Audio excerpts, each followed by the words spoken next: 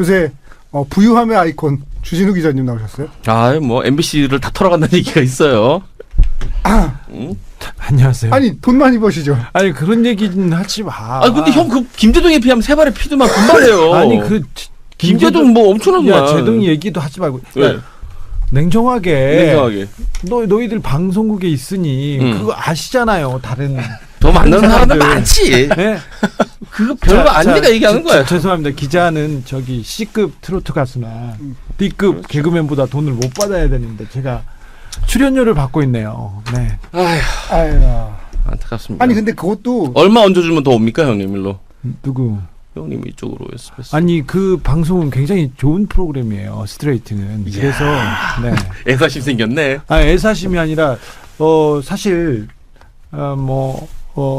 잘 보시는 분은 알겠지만 그 삼성이나 사법농단 그리고 굉장히 굵직하고 무겁고 어찌 보면 어려운 주제들만 계속 다루는데 굉장히 열심히 하고 있어요. 그래서 삼성에 대해서 이런 정도의 방송을 하고 있다는 거에 굉장히 자부심을 가지고 있습니다. 우리 SBS에서 삼성 한번 시원하게 깠던 시기가 있었는데 잠깐 한 이틀 정도. 아니야 그때 길진 않지만 3일인가 쭉 연속으로 끝까지 판다. 근데 끝까지 있었지. 안 파고 있어. 그렇지. 그때 잠깐 파고 말아. 두 삽 정도. 네. 저희는 계속 파고 있습니다. 아니 그렇습니다. 그것도 그 깨알 같은 게 그런 게 있어요. 나 요번 기회에 그 최승호 선배에 대해서 알게 됐잖아. 왜요? 그때 이제 출연료 얘기를 하면서 무슨 600만 원씩 52주 해가지고 65, 30, 622 해서 3억 1200 이렇게 나왔어. 밑에 트윗 나온 게 지방 MBC 사장보다 많이 받는다. 이런 식으로 나왔어.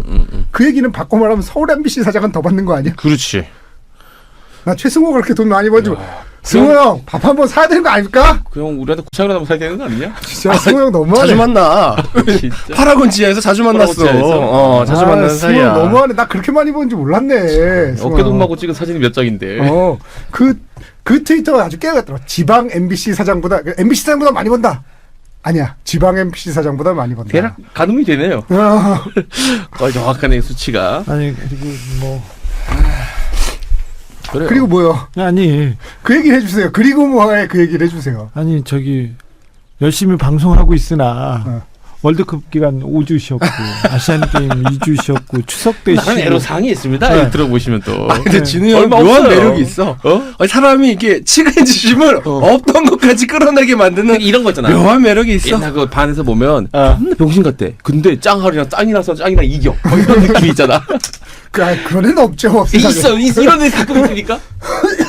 되게 뭐 약간 이렇게 소심하고 유약해 보이는데 짱이랑 어떻게 하다가 딱 붙었는데 싸워서 이긴 거예요. 그러니까. 아니, 저는 그리고 다시 걔는 그 바보 모드로 돌아가. 뭐 이런 느낌. 저 바보는 아니지만 소심하고 유약한 건 맞죠. 그리고 남한테 이렇게 앞에서 나와서 얘기하고 그렇게 되리라고는 진짜 꿈도 꾸지 못했어요. 저는 저기 교실 맨 뒷자리 구석에 앉아 있는 소심하고 수줍은 그냥 학생이었어. 그러니까 다 그 느낌이야. 아니 5주 쉬었으면 큰 돈 날리셨네. 65, 30. 야 3천.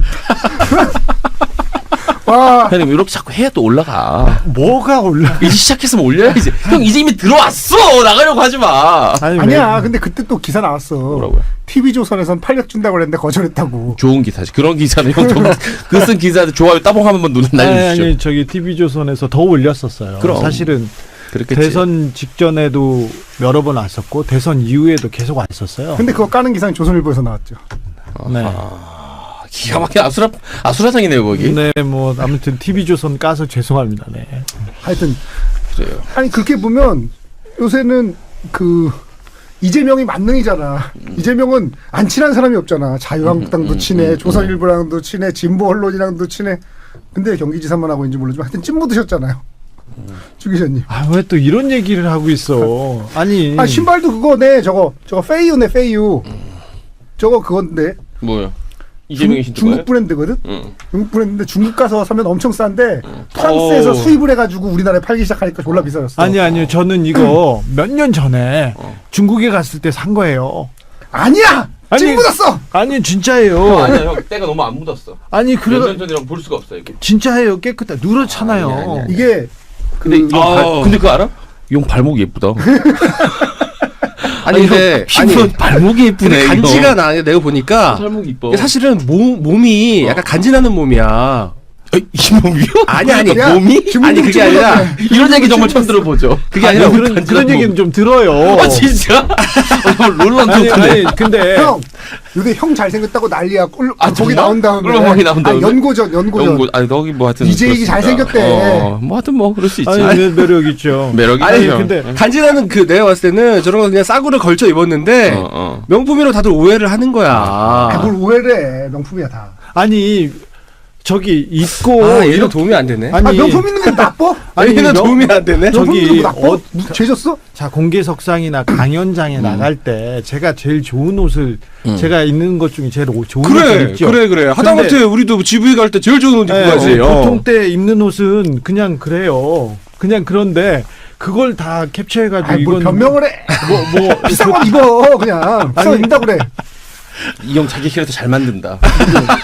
진짜 반에서 47등 정도지.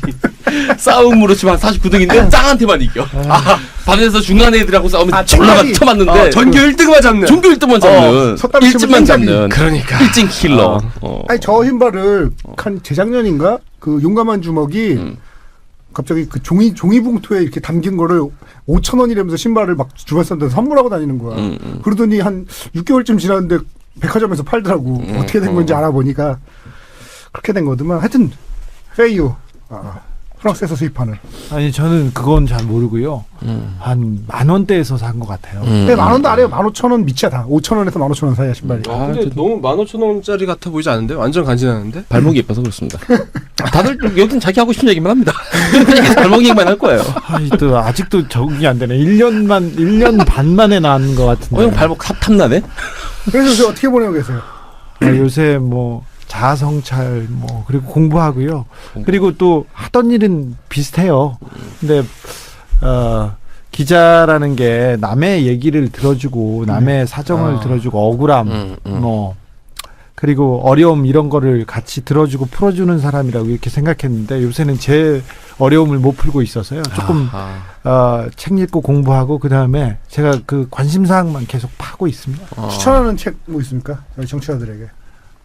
추천하는 책이요. 네. 저 녹색 평론 좀 추천하고 싶어요. 녹색 이거는 잡지요? 네, 잡지인데요. 개간 잡지요. 네. 김종철 선생님 펴내시는 네, 건가? 그렇습니다. 네. 그 우리 그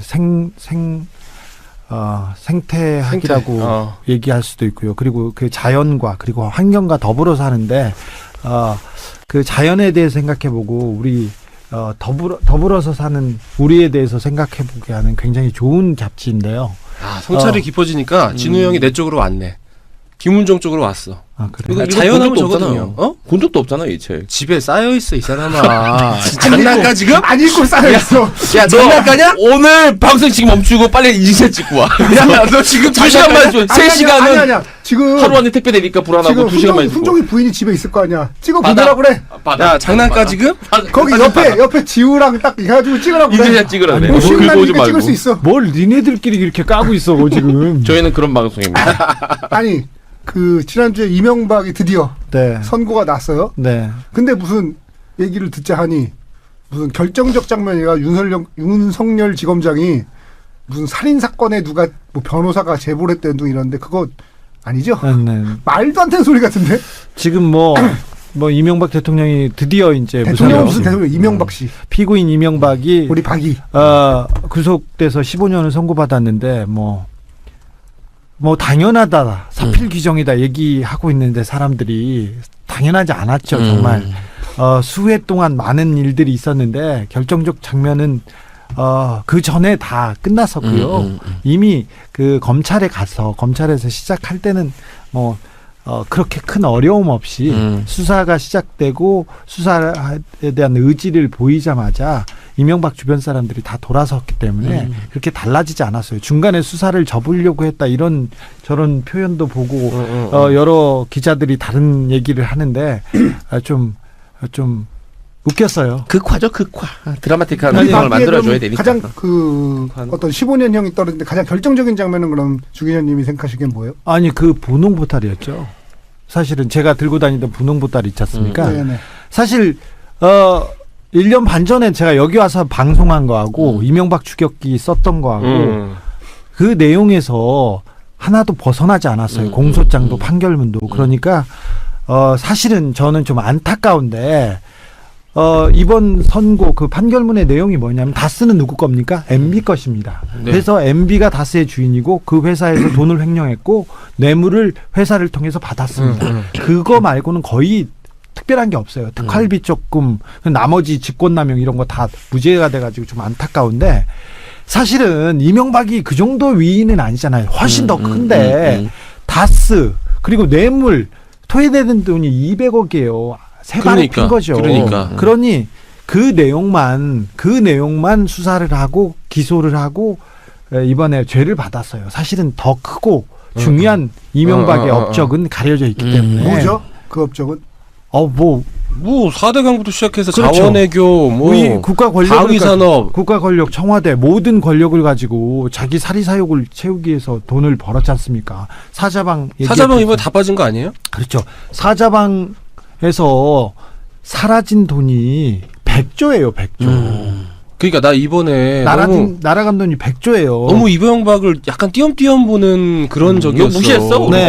이 법원이 너무 띄엄띄엄 봤어. 그러니까 법원은 어쩔 수 없이 검찰에서 기소한 내용이 그 정도 이렇게 하는데 자 이명박 감옥 갔으니까 됐지 않냐. 그리고 이명박 돈 토해낸다니 됐지 않냐 이렇게 얘기하는 사람들이 있는데요. 그 사람들 자기 돈을 수천만 원씩 포기하는 사람들이에요. 박애주의자 아니잖아요. 근데 안 되지. 그런 5만 원만 손해봐도 난리 나지. 그렇죠. 그런 여론을 이렇게 설파하고 있는 놈들이 같이 공범자들이에요. 야 이명박 갔는데 이렇게 얘기하는데 무마하려는 사람들. 중요한 거는 이명박은 감옥 가는 거 15년 10년 개의치 않는 사람이야. 물론 15년 이렇게 살면 조금 개의하지. 아니 15년 사는데 개의하는 수 없지. 근데 이명박은 1, 2년 이렇게 살고 나오고 자기 부는 지킨다 이렇게 생각하는데 진짜 이명박을 단죄하는 거는 돈을 찾는 그렇지. 겁니다. 그걸 뺏어야지. 네. 이명박이 하여튼 그게 치명타지. 그거는 찾을 수 있습니까? 찾을 수 있죠. 어떻게 찾아요? 아니 저는 이명박 박근혜 때 한 것도 없는 사람이 왜 이렇게 저요? 한 것도 없다면서. 네, 다들 한 것도 없다던데. 죄송하게 생각합니다. 아니 근데 이명박 나 설득됐어. 한 거 없다는 거예요. 이명박 제가요. 나 참. 나 그렇게 따라다니고 그때 그 정의연이 그 왜 주평이랑 가출했을 때 나 그런 거 따라다녔어도 다 설득됐어. 한 게 없어 이 사람은. 이 사람 한 게 없지 뭐. 찾을 수 있어요. 왜 그러냐면 돈이 어디에서 잠자고 있습니다. 돈이 사라지거나 그 돈으로 그 보일러 떼고 그러지 않았어요. 그거로 떡을 해 먹어도 잠겨 있어요. 못 해 먹어 그걸로. 그리고 돈이 사라진 흔적이 곳곳에 있어요. 근데 누군가가 의지를 가지면 금방 찾을 수 있어요. 자, 총액을 얼마 봅니까? 저는 이명박의 재산이 10조는 무조건 넘고요.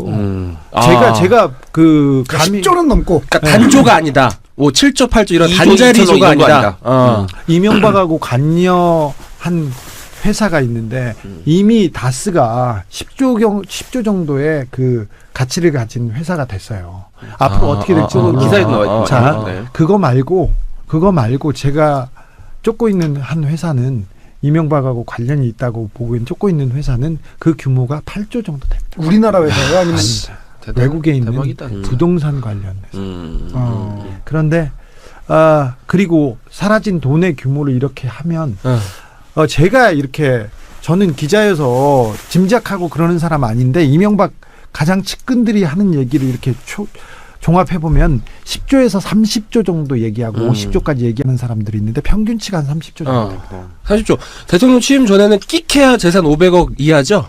이거 아니지. 그보다 많지, 이 사람아. 그때도 조금 있었어요. 그때도? 몇 천억 단위 됐을 거야. 그때도? 몇 천억이야? 됐겠지. 원래 MB랜드 건설하려고 그랬잖아요. 저기 그 내곡동 이쪽에다가. 네. 거기에 땅이 많이 있었는데 SRT 건설하고 땅값 많이 올랐잖아요. 네. 땅 여전히 갖고 있습니까?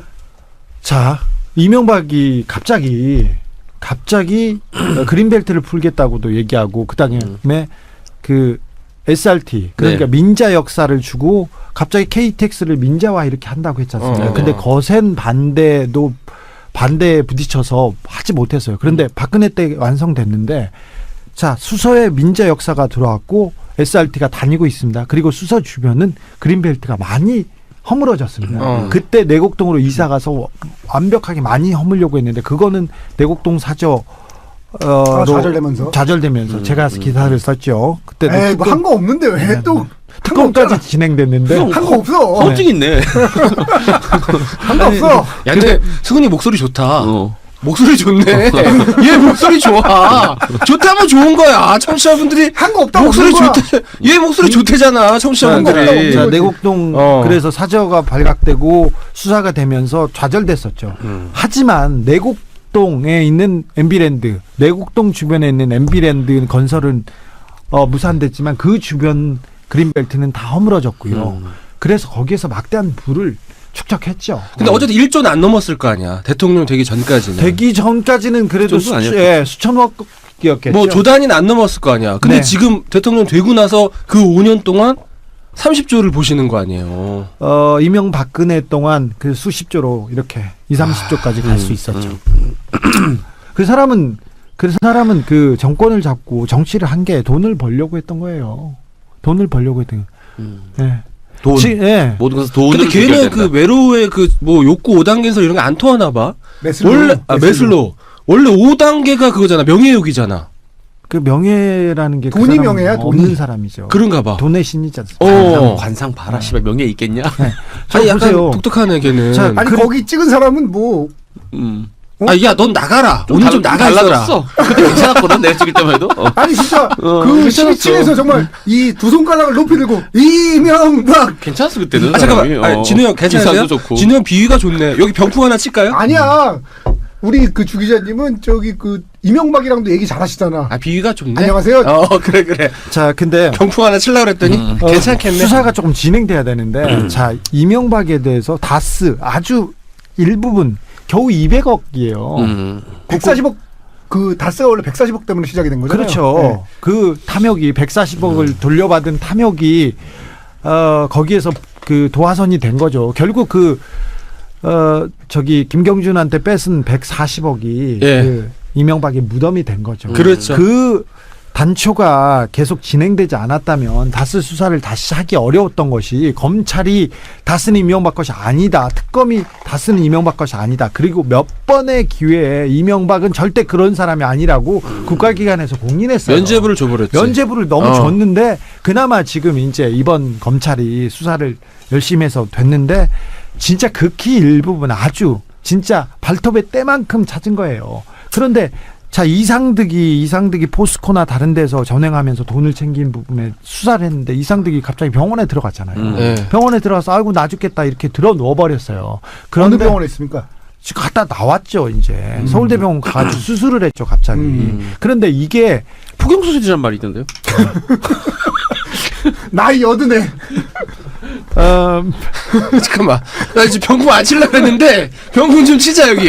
그래서 수사를 안 하고 말았는데 포스코 관련돼서 박근혜 정부 시절에도 저기 들어는 운 적이 있어요. 근데 언제부터 우리 법이 그렇게 좋아서 감옥 가기 전에 아우 나 아프다 이렇게 들어 누운 사람이 내 말이 살려주고 그런 진짜 그런 경우가 지금 계속 지금 반복되고 있어서 이명박에 대한 수사는 아직 진행되지도 않았어요. 시작도 안 했어요. 그러니까 우리 강금원 회장이 돌아가신 예를 생각해 보면 그렇게 그렇죠. 감옥에서 병원 가는 게 녹록한 일이 아니에요. 이명박은 저기 전통을 좀 만들어줘야 됩니다. 그래서 국민 가지고 장난치고 국가 가지고 이렇게 사리사욕 챙기고 장난친 사람들은 감옥에서 죽을 수 있다는 것을 보여줘야 됩니다. 죽어야 한다죠. 네. 죽어야지. 그래서 지금 자기가 나이가 고령이고 계속해서 지금 잔머리를 쓰고 있어요. 고령으로 감형이 될 수도 있습니까? 그런 경우도 있어요.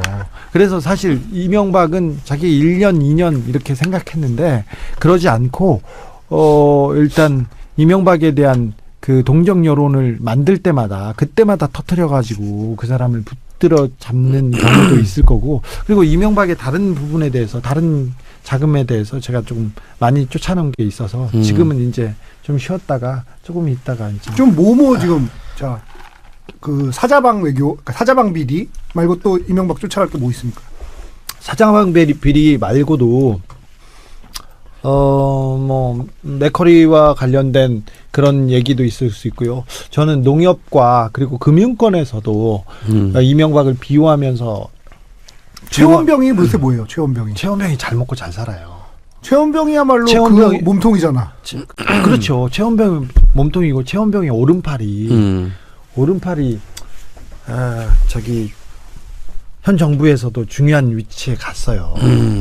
그래서 그 농협에서 굉장히 지금 개혁 작업이 잘 진행되고 있어요. 내부는. 그런데 최원병과 최원병 일당은 아직도 잘 먹고 잘 천년회가 그럼 아직도 있는 거예요? 천년에 아직도 있습니다. 그리고 이 정권이 그 굉장히 양반들이잖아요. 양반들이어서 그 순리대로 그리고 원칙대로 이렇게 그래. 하다 보니까 너무 양반이야. 지금 은행권에 거의 모든 은행권에 이명박 세력들이 그대로 잔존하고 있어요. 아하, 살려놨구나. 네. 그래서 소금회로 대표되는 네, 그들이 그대로 지금 박근혜 정권을 거쳐서 아직도 그렇게 있어서 그 부분이 조금 밝혀지지 않고 있는데 이 부분에 대해서도 조금 수사와 관심을 조금 촉구하는 바입니다. 그런데 검찰이 너무 바쁘고 경찰은 아무 일도 안 하고 있어서 경찰은 네. 진짜 무능함의 극치를 보여주고 있어서 그래서 좀 안타까운 측면이 있어요. 개인이 민간인도 이만큼 찾는데 그러니까. 공권력을 가진 국세청, 경찰, 검찰은 많이 찾을 수 있거든요. 한 거 없는데 뭘. 아니 근데 이번에 아까 얘기하셨던 뭐 사자방이나 이런 수많은 것들이 검찰에서 기소를 안 해서 요거밖에 안 나왔다고 하셨는데 어떤 또 뭐 법조인들은 지금 그것만 가지고도 사실은 뭐 23년도 보고 이랬는데 좀 적게 나온 거 아니에요? 어떠세요? 지금 그거 가지고서. 아니 그 기소된 내용으로는 15년 나올 거라고 제가 예상을 했어요. 그거는- 그리고 검찰에서도 25년 구형, 20년 구형설이 있었는데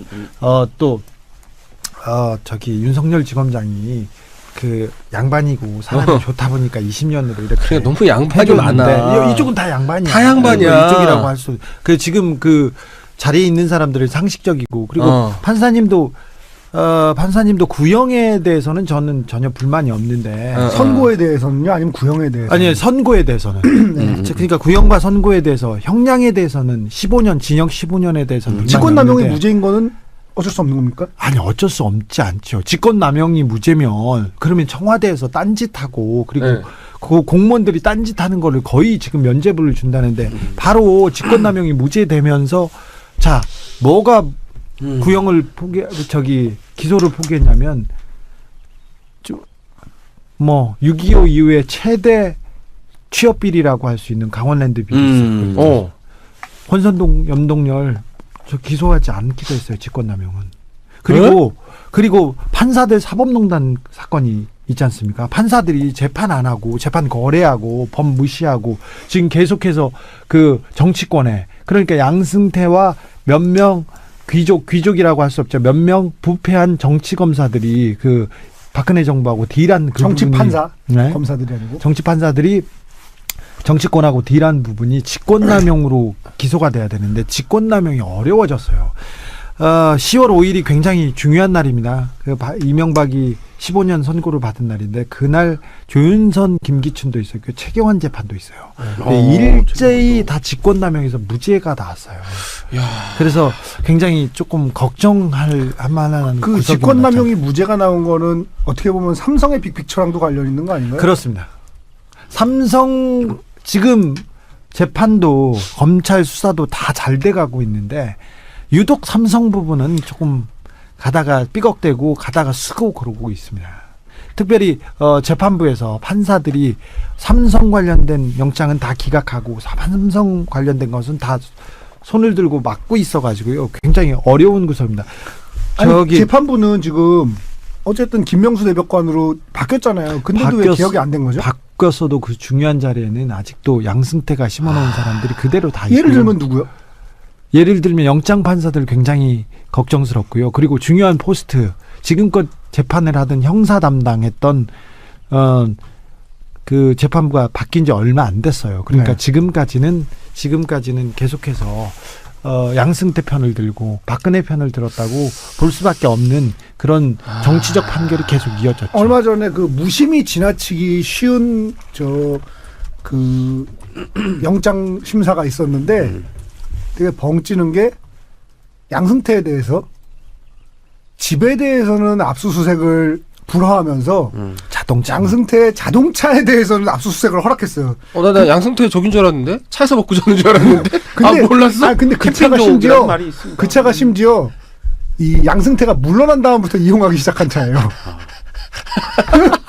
양승태가 대법원장에서 물러나기 시작한 다음부터 이 몰던 차야. 난 차에서 먹고 자는 줄 알았는데 아니었구나. 근데 양승태 관련된 영장이 계속 기각되다가 영장이 나왔어요. 영장이 나왔다는 거는 그리고 피의자로 지금 적시됐다는 것은 이제 수사 결과가 곧 나온다는 거죠. 이명박도 피의자로 바뀐 게 수사가 거의 진행되고 구속영장 청구 직전이었어요. 그래서 사법농단 수사는 어쨌거나 어려움에도 불구하고 계속해서 전진해서 거의 이제 결실을 맺을 만큼 성과가 있다고 봐도 됩니다. 양승태 감옥 갑니까? 고된 싸움. 양승태 갑니다. 박병대는 갑니까? 박병대 갑니다. 양승태 박병대가 가지 않으면 사법농단 수사에 의미가 없습니다. 원래 임종원을 보내려고 임종원 하나로 이렇게 팽하고 작전 짠 거 아니에요? 그렇지 않습니다. 임종원 사실은 임종원의 달리기 실력에 모두들 감탄했던. 임종원은 너무 부지런해가지고요. 그분이 새벽에 이렇게 5시쯤 고등학교 운동장을 이렇게 뜁니다. 서초동 운동장을 이렇게 잠도 뛰는데 없네 진짜. 근데 5시쯤에 항상 이분이 뛴다는 얘기가 있으니까 5시에 기자들이 가니까 3시 반부터 뜁니다. 몸 관리 하신이에요. 그리고 이 사람은 술 먹고 접대하고 나서 12시에 1시에 사무실에 들어가가지고 깨알처럼 적습니다. 오늘 누구를 만나서 USB를 넘긴 거 아니에요? 누구를 정리 무섭다, 만났지 진짜. 누구를 만났지 그걸 다 적어놨습니다. 절대 친해지면 안 되겠다고 생각해요. 네. 아니요 그런 건 아니고요. 그런 건 아니에요. 이분이 굉장히 무서운 사람이네. 대단한 사람이에요. 그 사람이 법원의 이재익이야. 아하. 접대왕. 한번 연락 한번 시켰어요. 벌시스로 한번 붙어보게. 이분은 저기 법원행정처에 계실 때 제가 이제 구속되네 마네 하고 이렇게 있었을 때 저한테도 이렇게 와서 얘기하고 그랬던 거예요. 무슨 얘기를 하셨어요? 치밀도가 약간 상승됐나요? 뭐 응원한다. 법이 있는 한 주 기자님 괜찮을 것이다. 뭐 이런 얘기를 하시면 실제로 괜찮았으니까 우리 지켜줬네. 아니요 그분은 전혀 상관이 없죠. 임종원이가 지켜줬네. 아니 저는 국민참여 역시 찐 묻었어. 적폐. 까대하네 저는 국민참여재판으로 무죄 받았어요. 구체적 인물일세. 우리 주 기자님 건재하실 겁니다. 막 이래 와서 또. 아니 뭐 저한테 응원의 메시지를 전하고 그래서 되게 영화적인 캐릭터다. 아니 근데 진짜 되게 인생을 되게 열심히 산다. 그렇죠. 그런 진짜로 분이라니까요. 이재익이니까. 그런 분. 진짜 접대도 졸라 열심히 해. 그러니까 이 판사 중에 없는 캐릭터야. 판사들 하면 이렇게 이러잖아. 전단 떠는. 그게 없어. 아이고 형님 이런 캐릭터야. 아니 그러니까 저기 이명박근혜한테 그렇게 지내면서 저한테까지 그러니까 적인 저한테까지 와서 그 정도 했으면 얼마나 이 사람의 부지런함은 인정해줘야 된다 이거죠. 근데 이제 요번에 그 사람이 이제 완전 순혈은 아니에요. 이 말하자면 성골은 아니야. 그러다 보니까 요번에 그 사람 하나 보내고 나머지 양승태, 박병대 뭐 얘네들이 살아남으려고 그러니까. 그렇지. 양승태, 박병대가 지금 코어죠. 카리스마 박. 박하리. 양승태와 박병대가 다음번 대법원장을 하려고 준비를 다 하고 있었어요. 그래서 양승태보다 오히려 박병대가 더 중요한 인물 아닙니까? 그렇죠. 박병대가 중요합니다. 양승태가 제일 중요하고요. 그다음에 박병대인데 박병대가 이런 얘기를 했어요. 자, 저 2016년 11월이니까 촛불로 이제 거의 이제 탄핵이 다가오고 네네네. 거의 정권이 넘어간다 이때였는데 양승태가 이제 판사들한테 이런 지시를 내립니다. 정치는 진보로 하고 경제는 보수로 해라. 그래서 앞으로 이런 판결을 내려라 이렇게 메시지를 줍니다. 정치인이었죠. 이게 굉장히 중요한 내용인데 이게 짧게 설명은 어렵습니다. MBC 스트레이트를 보시면 이 내용이 SNS 와가지고 무슨 이 형 돈값하네. 아니 이 형 돈값해. 아니 그 내용에 대해서 충실하게 이렇게 얘기해놨어요. 아니 그걸 제 사법농단 얘기하고 삼성에 대한 얘기를 요새 해놓은 데가 없어요 사실은. 이런 무거운 주제를 얘기하면 사람들이 재미없다 다 끝난 일 아니냐 이렇게 얘기하는데 굉장히 이게 본질적이고 가장 중요한 내용이거든요. 지금 이 멘트를 지금 우리 최승호 사장이 좋아합니다. 근데 내가 저 스트레이트 시청률 올릴 수 있는 방법 알려드릴까? 뭐야? 알려줘도 되나? MBC인데?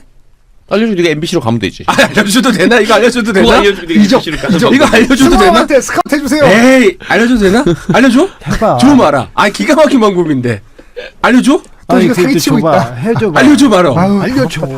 씨. 그래, 내가 알려준다. 내가 진우 형이니까 알려준다. 진이 울면서 사정한다 임마. 아니야. 아니 우리는 울며, 시청률이 울며. 괜찮은데 그래도 좀 일단 세트를 저 KTX로 바꾸고 김은성 씨를 좀비로 분장시켜. 나 진짜. 아, 스트레이트 부산행. 근데 의외로 이거 특집으로 나오더라. 의외로 나와. 아, 나 병신이 했는데 안 될 거 없는데 생각이 들면서 야, 훈종아. 공유인데 공유. 공유 하면 안 돼. 공유 SRT로 페이유. 해야지, SRT로. 공유 SRT. 페이유 신발 딱 신고 공유. 아 그래 공유 있네. 발목도 이쁘고. 그래. 발목 클로즈 한번 딱 하고. 그래. 아 나 참 진짜 이게 에이스 PD라니 진짜 SBS 에이스 PD들이 누가 에이스래. 진우 형이 우리 주 기자님이 에이스에 되게 집착해. 그래서 시사인 그 이메일 주소도 에이스 골뱅이 시사인 그거 나도 알지. KR이야. 그 에이스란 사실에 굉장히 집착하는 아니, 분이야. 나 그거 무슨 생각했는지 알아? 아, 이 형이 20대 때는 좀 다녔나 생각도 했어. 아니 그러고서 그렇게 대담하게 에이스를 앞에. 아니 그런 게 아니라 이제 되고 싶다. 되고자 한다 이런 거죠. 뭐 이미 됐는데. 아니 그래서 이 박병대라는 사람이 핵이에요? 코어예요? 네. 박병대 수사에서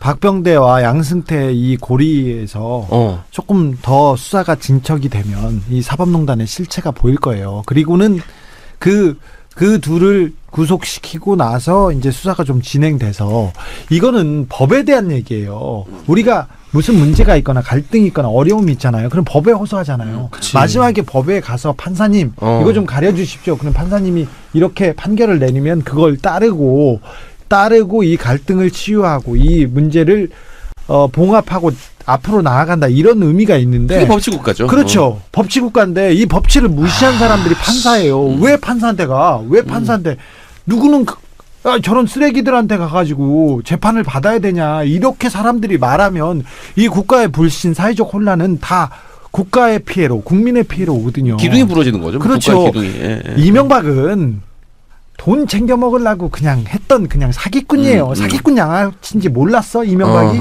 다 알았어. 모르는 사람 여기 있는데. 몰랐어요. 몰랐는데. 굉장히 괜찮은 분인 줄 알았어요.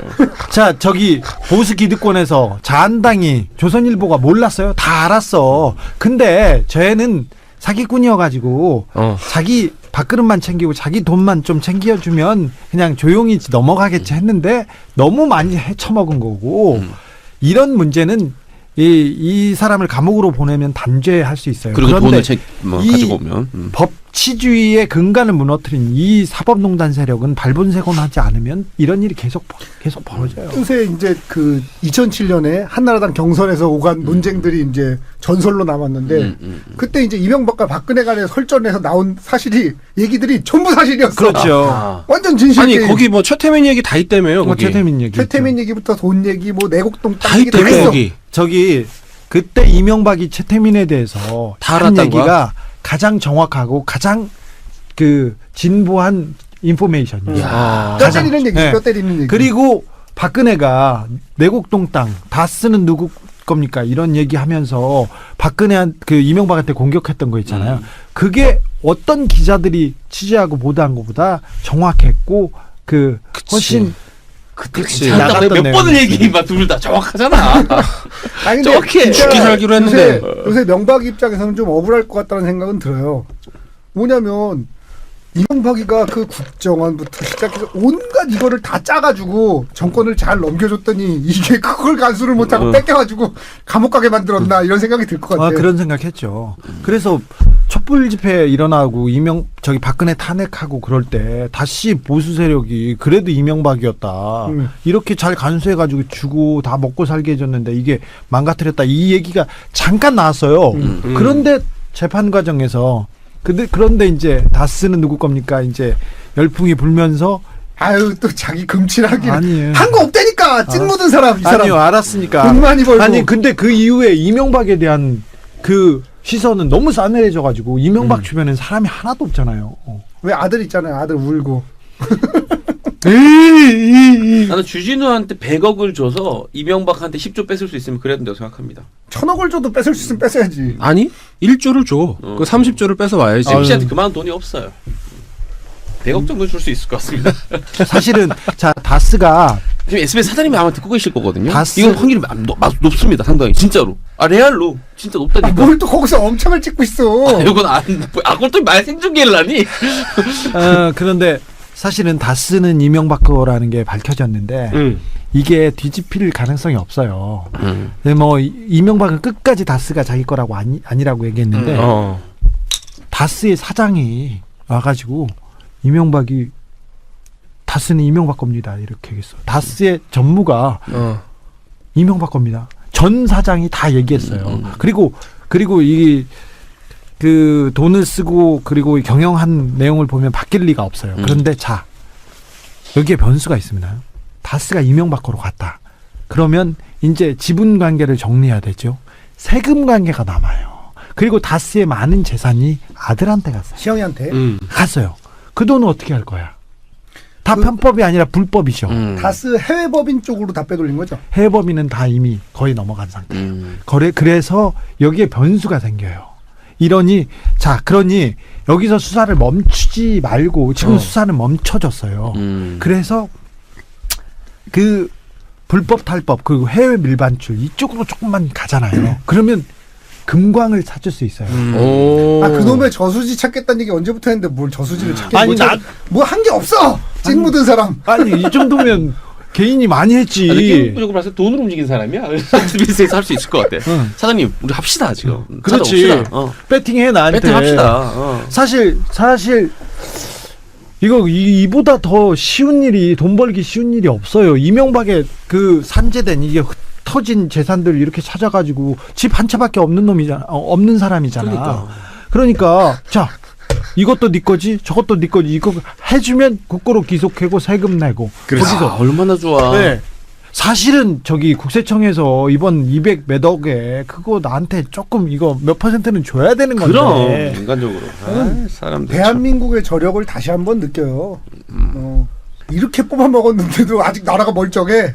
야, 대단한 나라야. 돈 진짜 많나봐 우리나라에. 저는 사실 이중근이가 해먹은 돈만 해도 사실은 몇천억 대가 넘어가 조단위일 수도 있다고 생각해요. 왜냐하면 그쪽으로 빼돌린 걸 테니까. 그 누구예요 그 사람? 부영 회장 이중근이. 이번에 구속됐어요. 아니 구속됐다 부영? 풀렸지 않았어요? 아니 부영? 그 부영. 아니야 저 목동에 있는 실형 거? 났어 실형.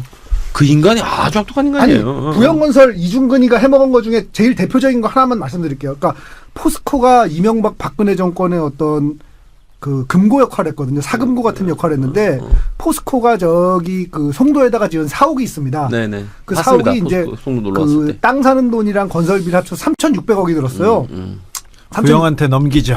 부영한테 3,000억에 넘겨. 송도 땅이 또 그 대한민국 때문에 땅값도 올랐는데 3,000억에 넘겨.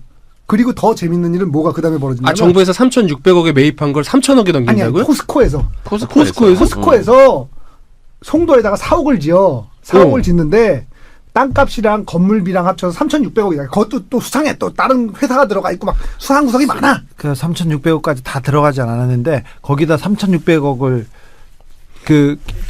이 재산 3,600억인데 재산 가치가 엄청 올랐어요. 근데 처음에는 허벌판이었는데 지금은 굉장히 큰 그 복합 신도시가 됐지 않습니까? 근데 굉장히 크게 올랐는데 더 싸게 팔아요. 3,000억에. 아니 말이 안 된다. 그 말이 안 되잖아. 아니, 그 그게 같이 올라간 거는 고사하고 원가에는 3,600억에는 줘야지 그걸 하여튼 그랬는데 더 싸게 그 준다는 게 다음에 말이 안 벌어진 일 되지. 직관적으로도 알기 쉬운 일 재밌는 일이 벌어져요. 팔고 나서 포스코가 임대료를 내고 그 건물을 쓰기 시작합니다. 자, 그리고는 저기 부영하고는 저기 이명박도 관련이 있지만 박근혜죠. 박근혜죠. 네. 박근혜 최순실하고 직접 관련이 뉴스테일을 가지고 파보면은 부영이 재밌는 게 많이 나오죠. 있었어요. 부영이 또 그쪽이 특별히 삼성 본관이 저기 동방플라자가 남대문 앞에 있잖아요. 거기하고 삼성 그 본관. 네. 삼성이 자기네들 건물과 큰 부동산을 판 게 창사 이래로 없었는데 부영한테 팔았죠. 근데 거기에도 좀 재밌는 내용이 있는데 그건 또 조금 다른 내용이니까. 근데 돈이 뭐 사람들이 뭐 몇천억이라면 어우 그렇게 많이 해먹었겠어 막 이렇게 얘기하고 막 그러는데 요새는 건물 어느 정도 땅이 뭐 몇 조 해요. 그래서 돈을 빼먹는 데는 저기 이명박이 귀재인데다가 그렇게 해서 몇 조 사람이 그렇게 해먹었겠어. 그렇게 해먹었어요. 더 많이 해먹었어요. 사실은 부영보다는 동광건설을 살펴봐야 되죠. 부영보다는 동광건설을 살펴봐야 되는데 뭐 그 얘기는 여기서 할 얘기는 아닌 것 같고 그 요새 나온 기사 중에 저는 재밌는 기사라고 보는 것이 요거 묘해. 양승태 실거주지가 우리가 그 맨날 봤던 강유미 씨 있던 강유미 씨가 취재 갔던 고집이 아니고 딴 집이 있다. 근데 그게 지인이라고 돼 있어요. 지인의 집에서 지인의 명의로 돼 있는 집에서 양승태가 생활했다. 혹시 또 혼외자 나옵니까? 아니 그거보다 더 저는 그거는 아니고요.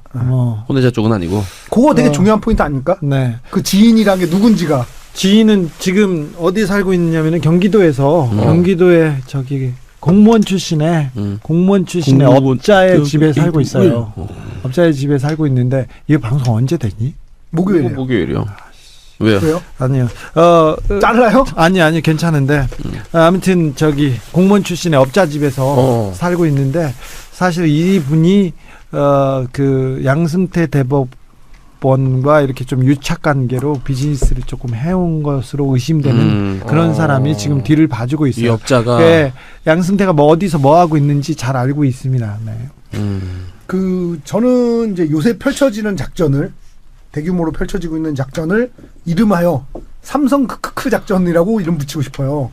삼성 크크크 작전이란 건 뭐냐면 삼성의 문제점 혹은 삼성의 비리 혹은 삼성과 관련된 범죄 혹은 삼성의 탈법 뭐 등등등을 전부 다 얘기하는 사람들을 가지고 아유 쟤 또 삼성 얘기하네 크크크크크 이렇게 해서 마치 삼성이 별거 아닌 것처럼 삼성이 그래봐야 기업이지 뭐 별게 더 있어?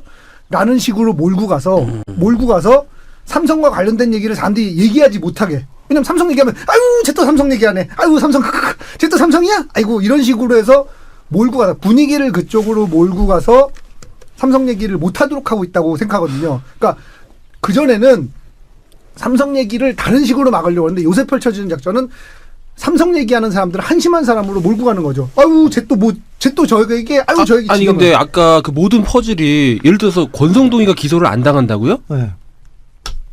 그 모든 퍼즐이 다 그러면 글로 맞춰지는 거예요?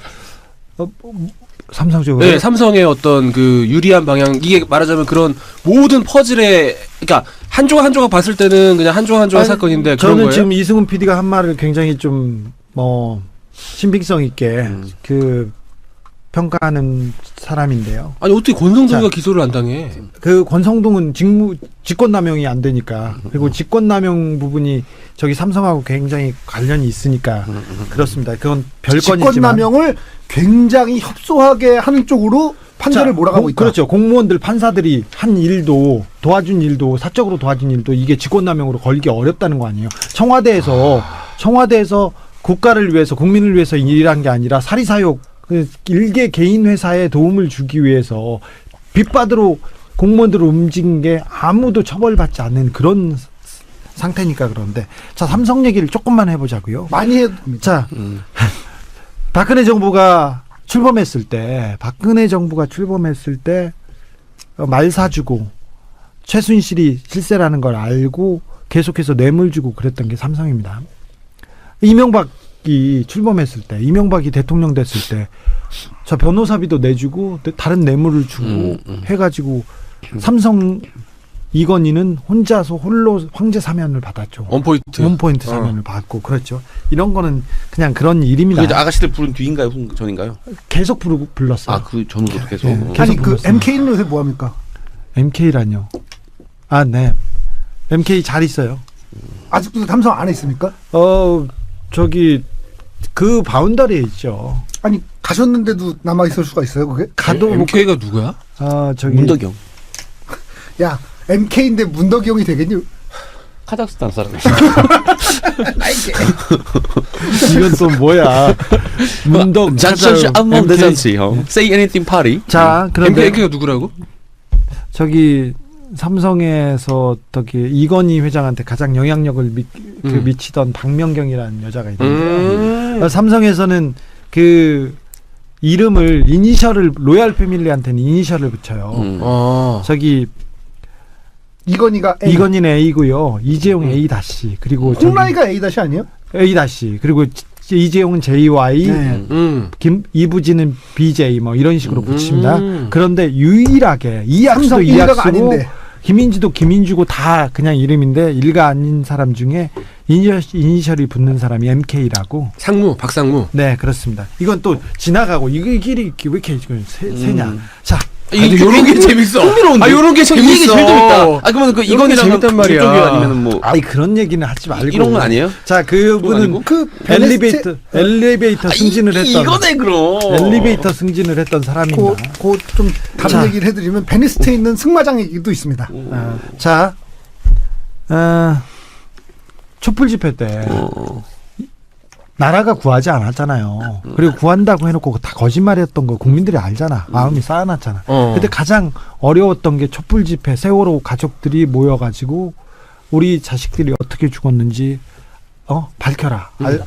진실을 알려달라. 이렇게 얘기를 했을 때 그때 일베 애들 그리고 어떤 어버이 연합들 보내가지고 폭식 투쟁하게 했지 않습니까? 옆에서 닭다리 피자 뜯고, 먹고 뭐 네, 막. 자식 잃은 가족들 앞에서 단식하는 곡기를 꾸는 자식 잃은 부모들 앞에서 폭식 투쟁을 시킨 게 삼성이었어요.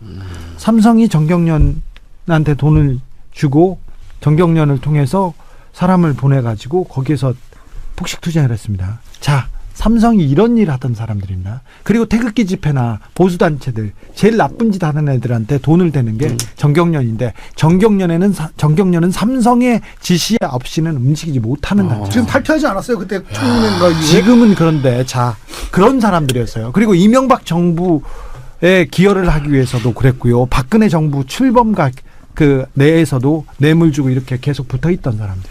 지금 삼성 애들 그거 하던 애들이 다 조용해졌어요. 태극기 집회도 조용해지고 그다음에 일베 요새는 조용해요. 그다음에 어버이 연합 보수단체들 있잖아. 엄마 부대 그런 애들 아무것도 안 하지 않았습니까? 에이 무슨 소리야. 요새 저 주옥순이가 MFN 하던데. MFN이 뭐예요? 유튜브 채널인데 자, 유튜버니까 관심 많잖아. 자, MFN 은 모르겠어요. 유튜브로 가고 몇 명 유튜브로 가고 그리고는 이제 흩어졌죠. 흩어졌는데 뭔가를 하고 있어요. 뭔가를 하고 그 있는데 뭔가가 뭡니까? 뭔가는 모르겠는데 자 아까 말했던 대로 삼성과 관련된 사람들 삼성의 위협적인 사람들만 보면 그 굉장히 공격하죠. 공격하는데 이거는 삼성이 했다고는 잘 모르겠어요. 근데 삼성에 반대에 섰던 사람들한테는 굉장히 이상한 공격들이 이루어지고 있는 건 맞습니다. 자, 이재용이 뇌물을 준 사람이고 뇌물을 받은 사람은 박근혜입니다. 뇌물 수수자는 유죄를 받았어요. 그리고 뇌물에 관여했던 사람들도 다 유죄를 받았어요. 구속이 됐죠.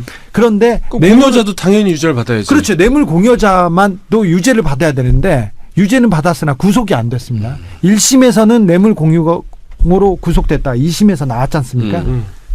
이 대법원이 남아 있어요. 그래서 삼성은 이재용은 혼신의 힘을 다해서 이 감옥행을 막기 위해서 뭐든지 하고 있어요. 지금 파기환송이 거의 유력한 거 아닙니까? 파기환송 돼야죠. 법이라면 파기환송 돼야죠. 아니, 굉장히 유력한 것 같아요. 아니요, 파기환송 아니 뇌물을 저기 2심에서 법무부에서 지난번에 제가 그 넉다운 돼가지고 누워 있다가 한마디 했던 게 법무부에서 서면을 썼죠. 서면을 썼는데 자 뇌물도 아니고 이재용은 잘못한 것도 없고 다 국민연금이 알아서 국가의 이익을 위해서 했다고 이렇게 법무부에서 정신 나간 글을 쓴 사람들이 있었어요.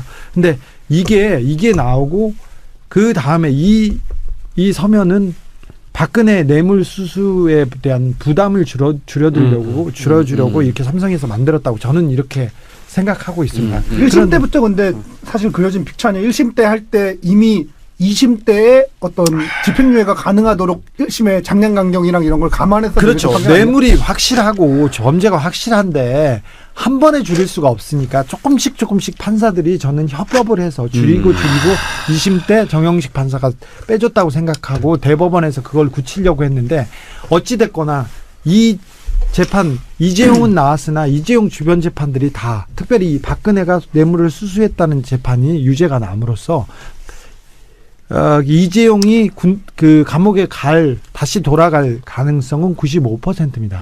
보통이면 100%인데 이재용이니까 95%예요. 지금 그러니까 그걸 위해서 펼쳐지고 있는 이 광범위한 이것이 저는 삼성 크크크 작전이라고 보는 자, 거죠. 12월 1월에 원래 12월쯤 잡혀야 됩니다. 대법원은 삼성 거는. 그런데 연말이나 연초에 생길 거예요. 삼성은 여기에서 포기할 수 없어요. 모든 것을 퍼부어서 이걸 막으려고 할 겁니다. 그래서 삼성이 옛날에는 폭식투쟁에 이상한 망나니들 보내고 그랬죠. 그런데 그리고 이상한 댓글 부대 보내고 어버이연합 엄마 부대 돈 주고 그랬지 않습니까? 그런 짓을 안 하고 있는데 그보다 더 광범위하게 활동을 하고 있어요.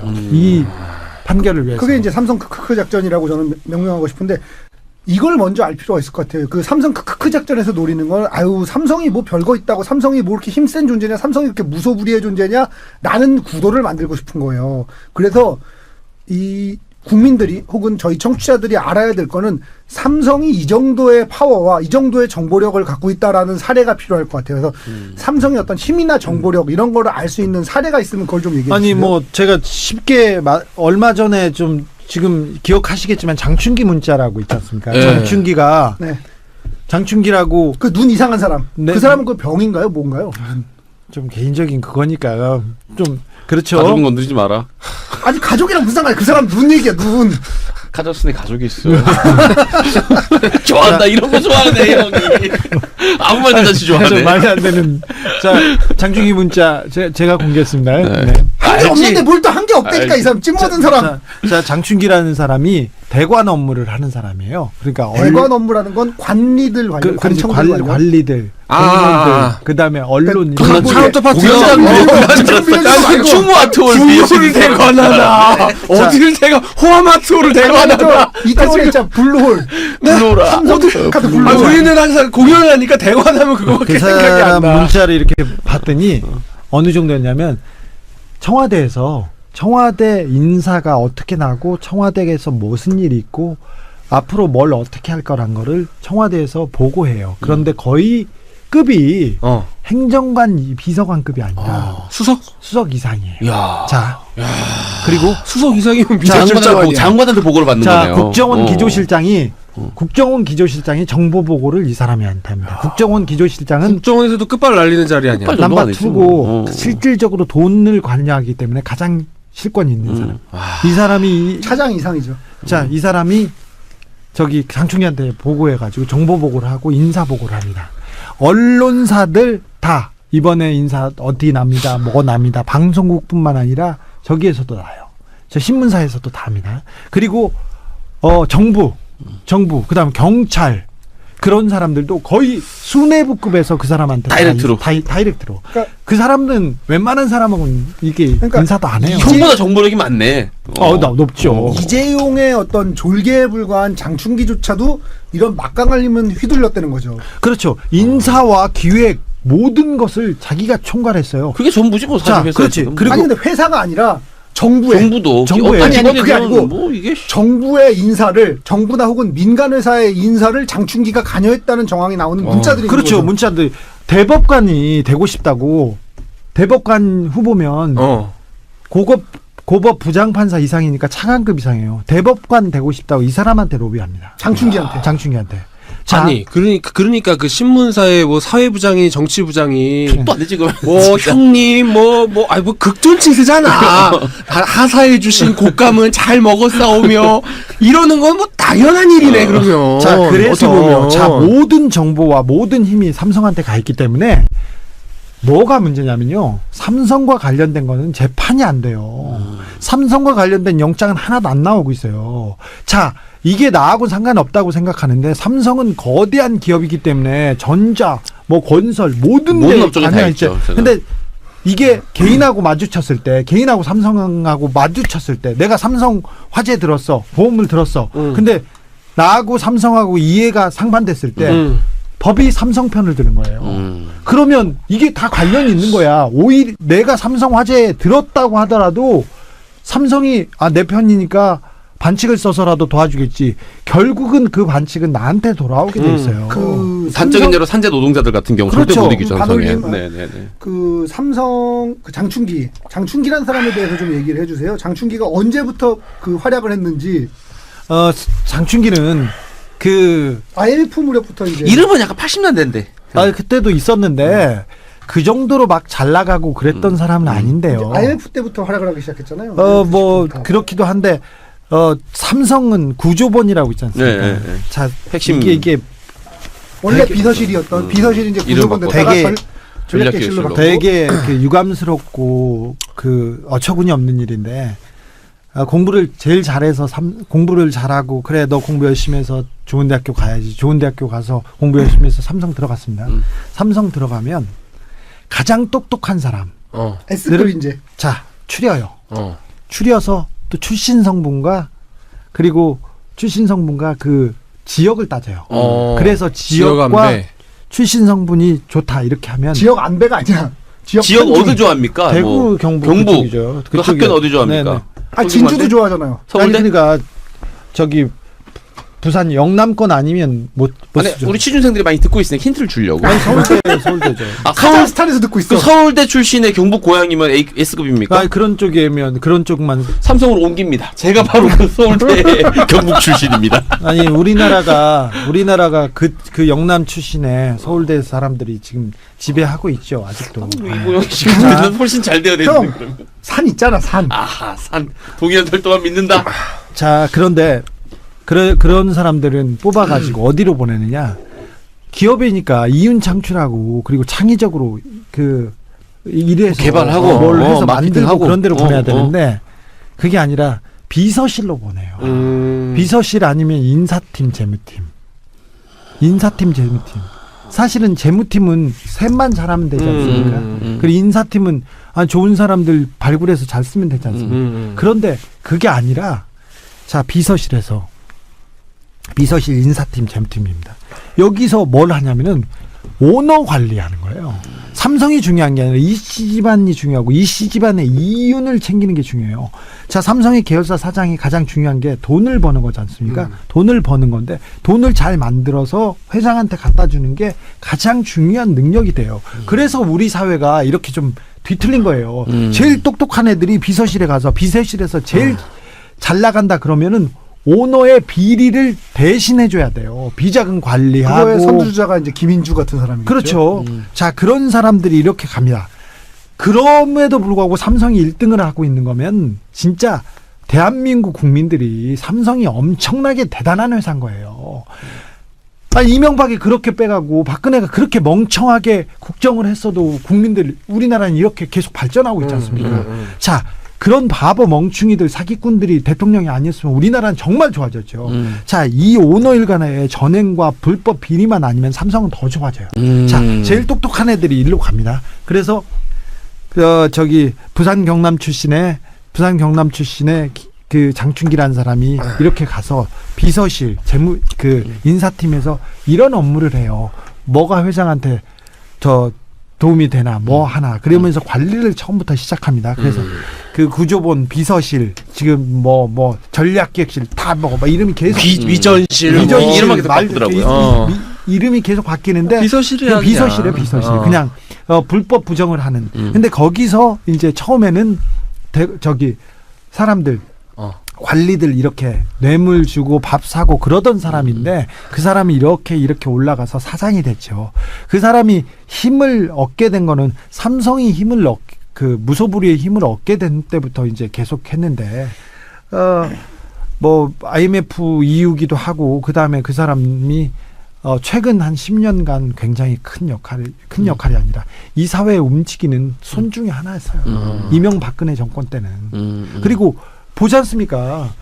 국가에서 큰일 있고 보수 집회 몇만 명 모여야 된다 이렇게 얘기하지 않습니까? 그러면 국정원에서 회의를 해요. 회의를 해가지고 자 이번에 대공사가 있어 뭐 할 거야? 그러면은 그러면 얼마 할까? 그러면 저쪽에다 말해. 그러면 삼성에서 얘기를 해서 전경련통해서 돈 내려 보내주고 집회해가지고 얼마짜리 온갖 덜이 잡은 다 하는 거구나. 다 하는 거죠. 거기에 수장이었죠. 그러고 보면 그때 생각난다.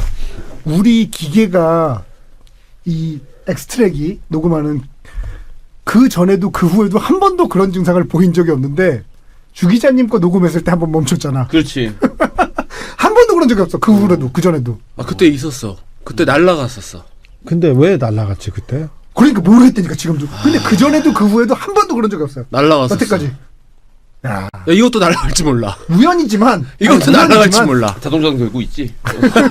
아, 저장 한번 누르자. 이거 여러분들이 듣고 계시다면 이거 정말 이거는 천우신조입니다. 이거 날아갈 수도 이 있어요. 어떤 그 정서적인 느낌은 조선왕조가 삼성으로 이어진 느낌이에요, 저는. 이씨잖아 이씨. 딱 그렇게 보면 됩니다. 오. 이게 다르게 생각하지 말고 조선 왕조 그리고 그 가족들이 지금 이렇게 하고 있다 이렇게 딱그 생각하면 느낌이에요, 그냥. 나중에 이제 기회가 있겠는데 이 가족들의 사생활 얘기를 할 기회가 있으면 그때 그거부터 그 하지. 얘기를 하면 아니 잠깐만. 근데 박명경 연관 검색어에 주진우가 떠 있는데 왜 그런 거지? 아니 그분 형 얘기를 진짜 이제- 성공한 거야? 아니 그 능력자네.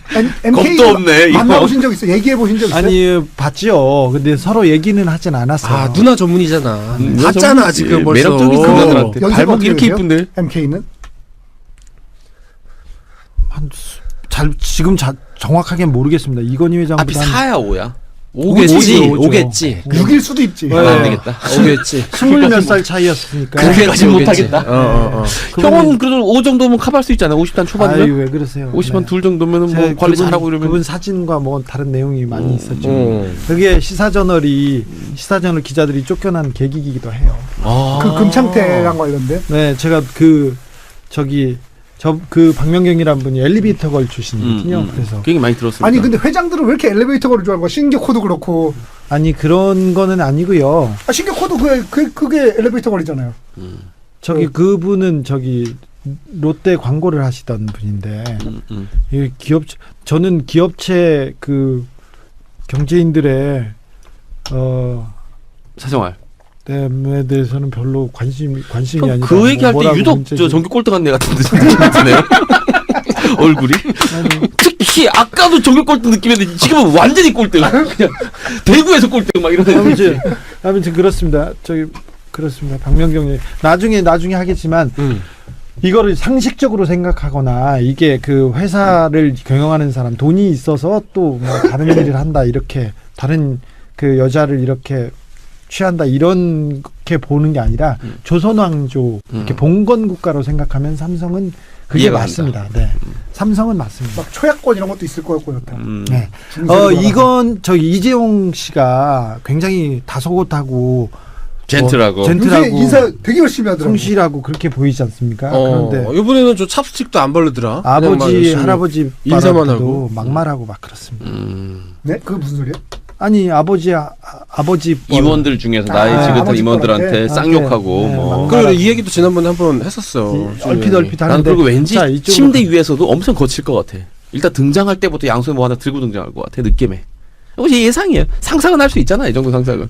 아니 그래서 이재용이가 이번에 북한도 가고 지난번에 인도도 그렇고 어떻게든 그냥 뭔가 얼굴 그렇게 디밀려고 어마어마한 지금 필사의 노력을 하는 네, 거죠 지금. 이게 구속을 막기 위한 마지막 그 발악이라고 봐야 되는데 저는 선고가 언제쯤 나죠? 원래 12월이나 1월에 잡혀야 돼요. 그래서 파기환송돼서 2심에서 이렇게 감옥에 가는 게 이게 맞는 건데 이걸 또 어렵다고 하면 계속 미루겠죠. 왜 그러냐면 미루면 시간을 끌면 자기한테 유리하다고 생각할 거고 그리고 판결을 받고 싶지 않을 거니까. 그런데 이런 그 갈등 같은 거, 이런 분열은 빨리 종식시켜주는 게 좋으니까 사회적으로 문제가 되는 사건들은 빨리빨리 끝내주는 게 좋은데 지금 사법부가 김기춘, 조윤선 재판받는 과정에 다 내보내줬지 않습니까? 김관진 막 내보내주고 그런데 이런 걸 보고 그러면 지금 법원이 열심히 하고 있지 않습니다. 굉장히 죄송한 일인데 법원이 잘 하고 있지 않습니다. 약간 정신없는 상태 아닐까요? 정신 없다고 하는데 그러더라도 자 일반인이 웬만한 사람이 감옥에 갔는데 재판을 안 해가지고 나가래 이런 경우는 거의 없어요. 그렇죠. 들어본 적 없잖아요. 네. 야 너 왜 나왔어? 그러니까 언제 나오는 거 아니야? 왜 나왔어? 재판을 안 해서 그러면 이거는 왜 이게 조윤선 김기춘한테만 진행되고 왜 유독 이재용한테 삼성한테만 이게 적용되냐고요. 지난주에 김기춘이도 참 코믹한 장면이 하나 있었는데 김기춘이가 이제 1년 6개월인가요? 네. 선고가 떨어졌죠. 그 선고가 떨어지고 이제 그 선고가 떨어지는 순간에 법원에서 이제 이 수사관들이 이렇게 팔짱 끼러 오잖아요. 체포하려고. 팔짱 끼러 오는데 존나 다급하게 재판장님 잠깐만요 해가지고 잠깐만요 한 다음에 동부구치소로 보내주십시오. 왠지 알아요? 동부구치소가 새로 지어서 건물이 좋거든. 아하. 그렇습니다. 인기가 좋기 때문에 존나 다급해. 그 수많은 인간의 삶을 구렁텅이로 김승효 씨 이런 사람 생각해 보세요. 수많은 사람의 인생을 그냥 시궁창으로 수렁으로 구렁텅이로 몰아넣은 인간이 지는 요만큼이라도 편하게 지내보겠다고 그 팔짱끼로 오는 순간에 잠깐만요. 동부구치소로 보내주세요. 동부구치소로. 저 평창동 집을 나와서 저쪽 동부구치소에서 옥수발하려고 그 주변으로 저기 또뭐 얻어놨어요? 사모님이 얻어놓고 그 주변에 있었어요. 그리고 그리고 근데 금수로 되게 좋네요. 동부구치소 그런가 봐요. 오. 동부구치소에서 생활을 굉장히 잘합니다. 김기춘은 네. 시간 딱 정해서 운동하고요. 책 열심히 보고 생활 아주 잘합니다. 아니, 김기춘이는 원래 그걸로도 유명하잖아요. 그 야인이었던 시절에 직업이 없던 시절에 아침이 되면은 넥타이 딱 메고 옷 입고 2층으로 갑니다. 그래, 걔가 그걸로 유명한 애잖아. 사무실이 없으니까 양복 딱 입고서 기름 뽀마드 딱 머리에 바르고 2층 출근하는 거야. 김기춘은 뭐 말년에 자기의 인생에 대해서 좀 되돌아봐야 되는데 김기춘이 저지른 악행들에 대해서는 조금 더 그 조명이 돼야 돼요. 김기춘 다큐멘터리를 저는 찍어야 된다고 봅니다. 저는 양승태, 김기춘 이런 사람들 거는 꼭 남겨놔야 된다고 생각해요. 제가 이명박하고 박근혜 거는 준비하고 있습니다. 그런데 김기춘도 생각하고 있어요. 근데 김기춘이 수많은 간첩들을 양산했잖아요. 재심 사건이 생기고 근데 나중에 이제 국가에서 배상하지 않습니까?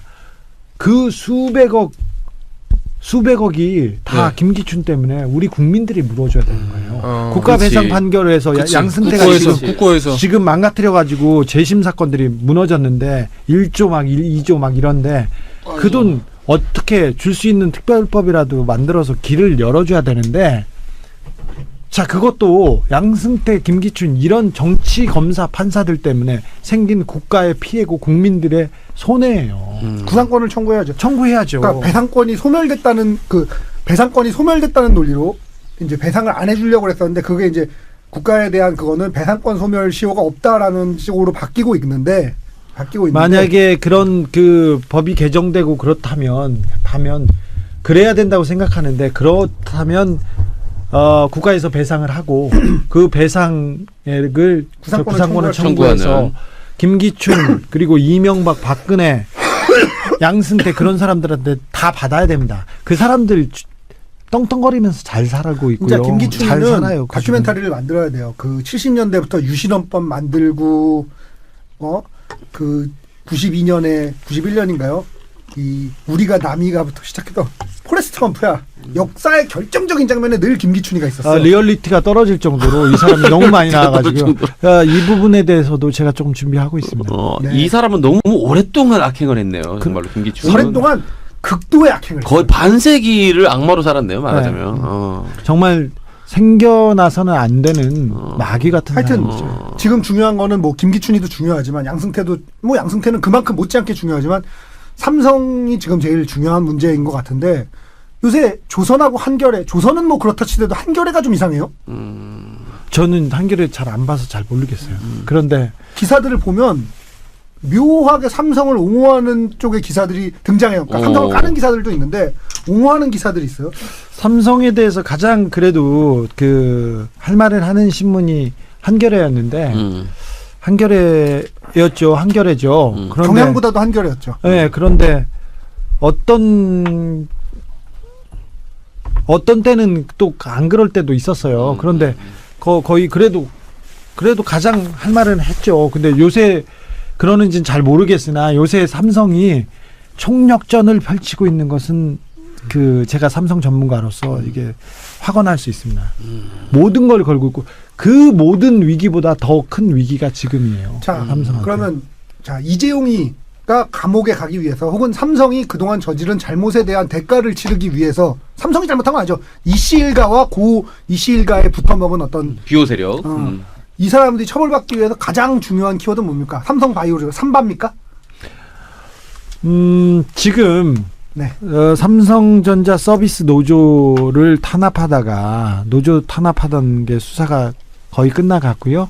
끝나고 그다음에 지금 에버랜드 노조를 탄압한 그 부분을 지금 수사하고 있습니다. 근데 이상훈이에서 꼬리 자르게 하려고 그러는 거 아니야, 그거는? 그러려고 하겠죠. 그런데 삼성전자 서비스는 경영진 고위층까지 갔어요. 그런데 이건 또 사법농단 세력들이 막고 있어가지고 잘 안 되고 있는데 에버랜드 노조 탄압 수사는 에버랜드가 그 상속의 가장 결정적인 역할을 하는 그 지분을 가지고 있는 회사이기 때문에 왜냐하면 삼성전자, 에버랜드, 삼성물산으로 이어지는 이 삼각 그 순환 출자 그거의 가장 중요한 고리를 에버랜드가 맡고 있죠. 그렇죠. 그래서 이게 그 오너의 집안 회사라고 보면 되기 때문에 이 에버랜드 수사의 그 성과에 따라서 로얄 패밀리가 직접 불려올 수도 있는 그런 중요한 사안입니다. 왜 에버랜드가 중요하냐면 에버랜드는 비상장사거든.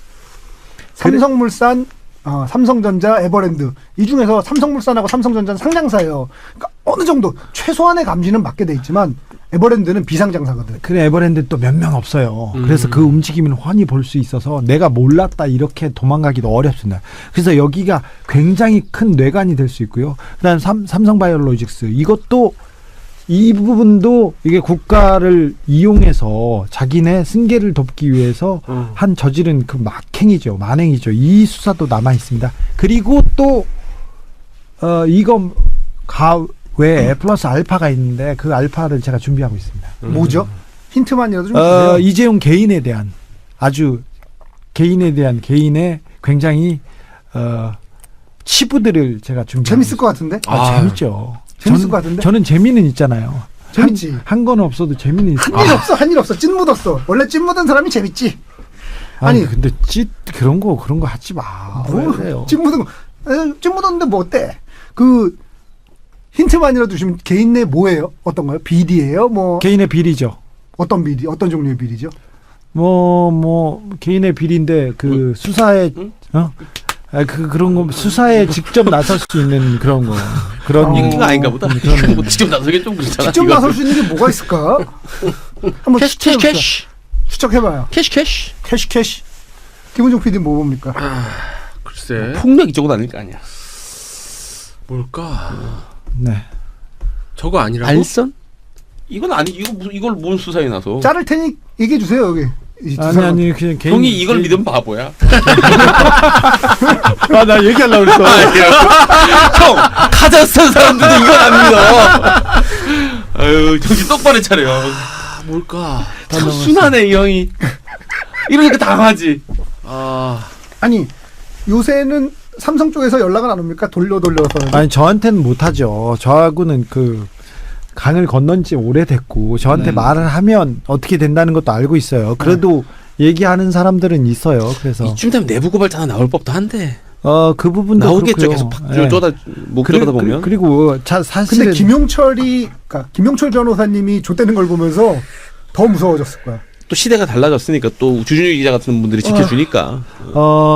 그런데 아무튼 삼성에 대해서 이 박근혜 정부가 무너지고 박근혜한테 뇌물을 주고 박근혜와 같이 그 박근혜의 권력을 같이 쓴 사람들이 삼성이었습니다. 이명박한테 뇌물을 주고 이명박의 권력을 국가의 권력을 자기네들이 쓴 게 삼성이었습니다.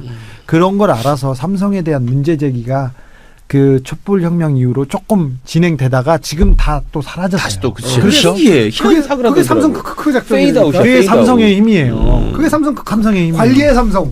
삼성 크크 작전 지금 저는 삼성 쪽에서 그 말단 좀 되겠지만 우리 방송 듣고 있다고 생각해요. 삼성은 우리 건안 들어. 우리는 들을 것 감시 같아. 대상이 아니야. 삼성 관련된 얘기하면 다 모니터하고 할 것 같아요. 우리는 감시의 대상이 아니야. 되게- 걱정하지 마. 되게 세상을 과대망상으로 사는구나. 그래? 인생 그렇게 사니까 좋지. 좋지. 것 같은데. 형. 응? 우리는 아니야. 그치. 네가 무사한 걸 보면 그건 아닌 것 같아. 그런데 잘 생각해 보십시오. 이명박 때 박근혜 때 그 전에도 마찬가지였어요. 참여정부도 삼성에 대해서는 굉장히 많은 그 허점을 보였죠. 그런데 10수년 동안 삼성이 무소불위의 권력을 가지면서 언론에서 한마디 못할 때가 있었어요. 삼성 얘기하면 안 되고 삼성 얘기 한마디만 나와도 계속 그 집중 포화를 맞고 그랬는데 불문율처럼 네. 마치. 아니 그때 이제 최승호 사장이 뉴스타파에서 깠던 네 덕분에 성불했어. 그 동영상 같은 경우도 사실은 그 동영상 자체는 별거 아닌데 그게 사실은 배임이거든요. 완전히 배임 횡령이거든. 무슨 소리냐면 회사의 직원들을 활용해서 회사의 재산인 어떤 집에서 성매매를 한 거 아니에요? 불법적인 행위를 했다. 그러니까 성매매냐 아니냐가 중요한 게 아니라 불법적인 행위를 했다. 이건 명백하게 배임행령이거든. 근데 배임행령으로 수사가 조금이라도 들어갔냐? 명백하게 증거가 나왔잖아요. 안 되죠. 안 들어갔죠. 삼성 오히려 이게 무서운 거야. 그걸 찍고 그런 사람들 옹호해 막. 그리고 그 사람들만 처벌받았어. 처벌받거나 사람들- 행방불명되거나. 그 사람들 지금 감옥 가 있잖아요. 네, 감옥 갔죠. 그러니까 이런 걸 보면 모든 게 삼성 위주로 돼 있었죠. 삼성하고 누가 붙으면 공권력이 나서서 됐으니까. 근데 이런 얘기를 이렇게 하잖아요. 자, 이게 모든 게 삼성 위주로 이런 식으로 돌아가고 있다라고 얘기하면 에이 무슨 소리야 또 음모론자 크크크 삼성 크크크 작전의 정체가 저는 이거라고 봅니다. 아니 그러니까 옛날에는 그런 거에 대응하지 않았어요. 제가 삼성을 줄곧 얘기할 때 그런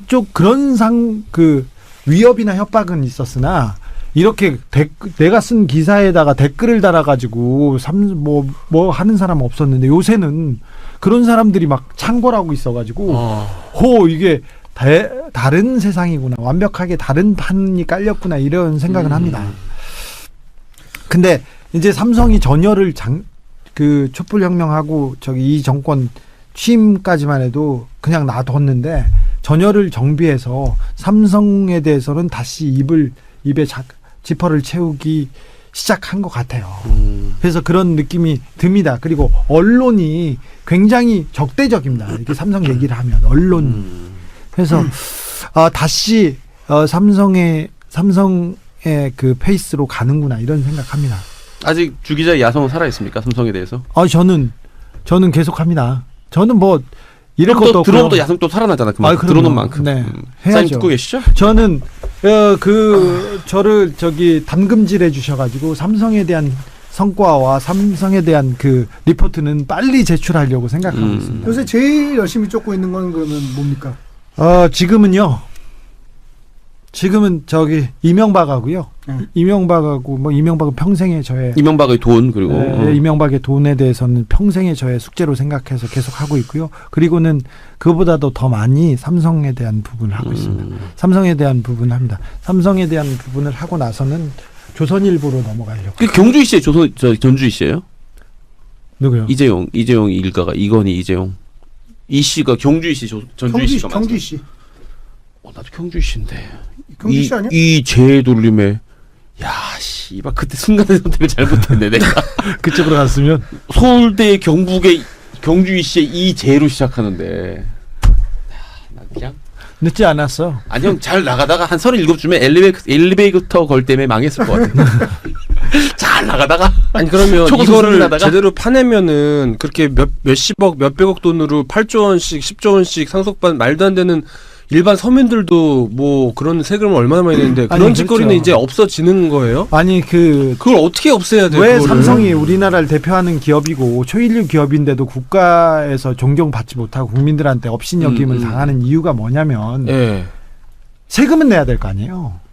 그리고 정도껏 해야 될 거 아니에요. 자본주의 시스템의 아주 기본이잖아요. 아니 정도껏 해야 될 거 아니에요. 세금은 내고 그리고 법은 지켜야 되는데 아니 자기네들 법이 이렇게 일직선으로 가다가 삼성만 있으면 이렇게 우회예요. 그리고 삼성한테는 세금을 깎아주고 전기세 깎아주고 삼성하고 누구하고 이렇게 분쟁이 있으면 경찰도 나서서 삼성 편 들고 공무원도 나서서 삼성 편만 들고 있어요.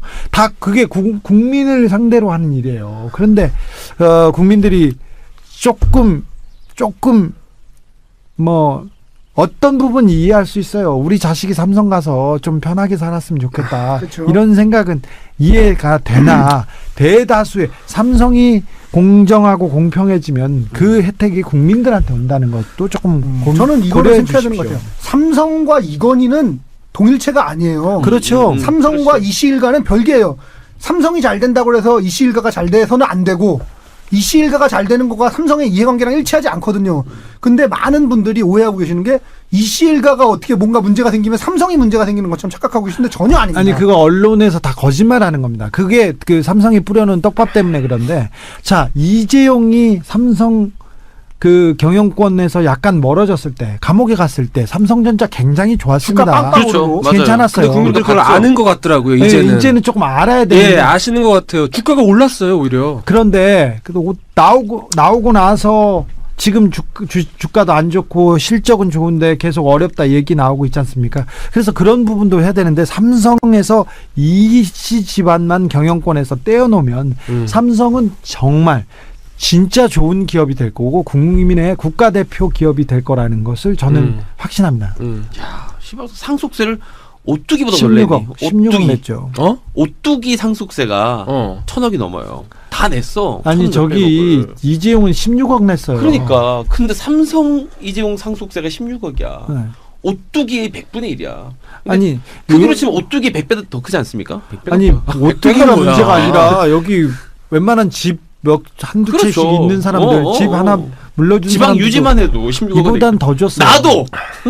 야 씨.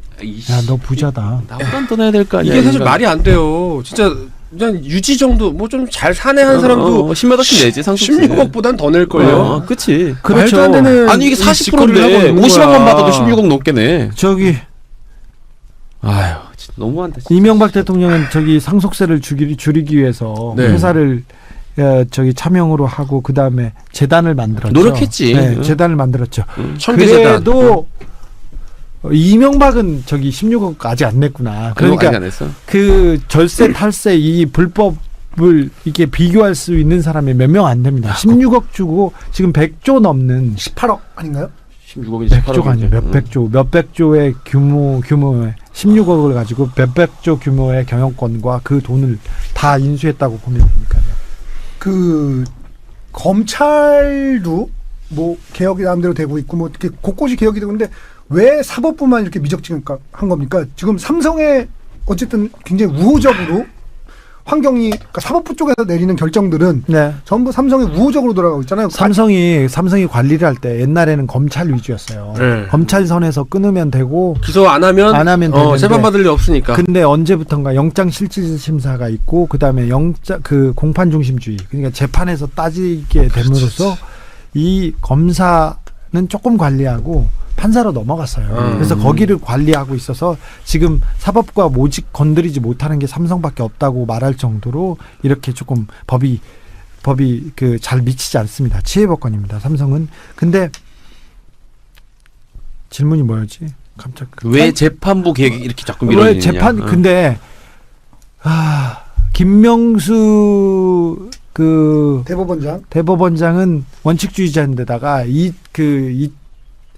그 절차와 그리고 그 내부의 그 공통된 의견으로 민주적으로 이 그 법원의 그 절차를 확립시키려고 합니다. 이런 보도국하고 비슷하구나. 이런 거는 굉장히 어렵죠. 그리고 먼 길이죠. 근데 아직 그 적폐들이 중요한 자리에서 있어서 계속 회방을 놓습니다. 그래서 그 김명수 대법원장이 원하는 개혁 로드맵에 진입하지도 못했고 속도도 못 미치고 있습니다. 근데 사실 대법원뿐만 아니라 다른 부서들도 마찬가지예요. 지금 김상곤 교육부총리가 얼마 전에 이제 그만두셨는데 교육부에 들어갔더니 역사교과서 국정화에 나섰던 사람들 있지 않습니까? 정말 말도 안 되는 교과서를 역사를 저 박정희한테 바친 사람들. 예. 근데 그 사람들을 제외하고는 교육부가 안 돌아가더래. 너무 많이 관여를 해가지고 그리고 쟤는 사학비리, 쟤는 너무 비리 혐의자가 빼고 나면 아무도 통 비우는구나 사무실이. 없어. 그래가지고 내가 좀 천천히 하겠다. 천천히 어느 정도 해서 한 번에 개혁을 하려고 했더니 이제 몇 개월 지나서 개혁을 하려고 뭐 어떤 칼을 꺼내려고 하면 걔네들이 다 일러가지고 계속해서 이상한 기사를 흘리는 거예요. 그래서 김상곤 씨 개혁이 좌초한 거군요. 완전 좌초했죠. 아무것도 못 해보고 이렇게 못했습니다. 근데 이런 부서가 되게 많아요. 다 그렇겠지. 거의 그렇게 거의 그렇겠지. 그래요. 이게 사실은 문재인 대통령이 굉장히 그 출중한 능력을 보여주고 거의 개인기로 남북 문제 거기에 김정은 위원장의 그 이익 그리고 김정은 위원장도 돌아갈 수 없는 강을 건너고 계속 가야 되는 성과를 내야 되는 그 성과 그리고 러시아 게이트에 트럼프가 아예 발목이 잡혀 있어요. 그렇기 때문에 이 사람은 중간선거 전에 어떤 성과를 내야 되는데 그게 북한이야. 이런 관계를 가지고 거기에서 헤집고 조정하면서 문재인 대통령이 외교와 통일에서 빛나는 성과를 냈지만 나머지 부분 그것만 하시기도 바쁘지 사실은. 사실은 그거 하면 그것도 이 됐죠. 한 개인이 하기에는 참 그것만 해도 충분하죠. 근데 그 다른 일을 조금 해야 되는데 우리나라 숙제가 너무 많죠. 너무 많은데 그 부분이 안 돼요. 저는 청와대와 그리고 그 내각들이 조금 더 뛰어야 된다고 생각해요. 지금 너무 키맨 역할을 맡아야 되는 사람은 누구라고 보십니까? 뭐 조금 더 해야죠. 비서실장도 더 하고 각 수석들이 더 많이 뛰어야 되는데 종석이형이랑 조국. 뭐 그렇죠. 그런데 뭐 홍보수석도 그렇고 다른 수석들도 더 뛰어야 되는데 다 너무 점잖으시고 다 양반인 게 이게 뭐냐면은 보세요. 그러면 김대중 정부, 노무현 정부 10년 동안 그러면은 방금 주진우 주 기자님 말씀대로라면은 그 세력들이 그러면 이명박 정부 초기에 그러면 주축을 이루고 있어야 되잖아. 근데 이명박이는 온갖 협잡질과 정말 온갖 짓거리로 그걸 확 뭉개버리고 지페이스로 다 쳐내지. 만들어버리잖아. 아니야. 근데 그게 그렇지도 않은 게 예를 들면 김승규 얘기를 해봅시다. 김승규라는 사람이 있어요. 혹시 이름 들어보셨어요? 김승규라고 이름 들어보셨어요? 검찰총장과 법무부 장관한 사람입니다. 노무현 때 그런 네. 검찰총장과 법무부 장관을 했던 사람이에요. 아, 빠만 머리? 아닌가? 국정원장까지 했었죠. 네. 네. 그 요직을 다 한 사람이야. 그 사람의 사돈이 누군지 아세요? 그 사람의 아들이죠. 아들과 결혼한 그 딸이 결혼했을까? 누군가의 딸이. 그 아빠가 누군지 아세요? 몰라요. 맞춰봐. 누군지 아세요? 김승규의 전 사돈. 검찰총장의 사돈. 이응으로 시작합니다. 오늘 얘기한 사람이야. 이재용이야? 아 이거냐? 양승태입니다. 양승태.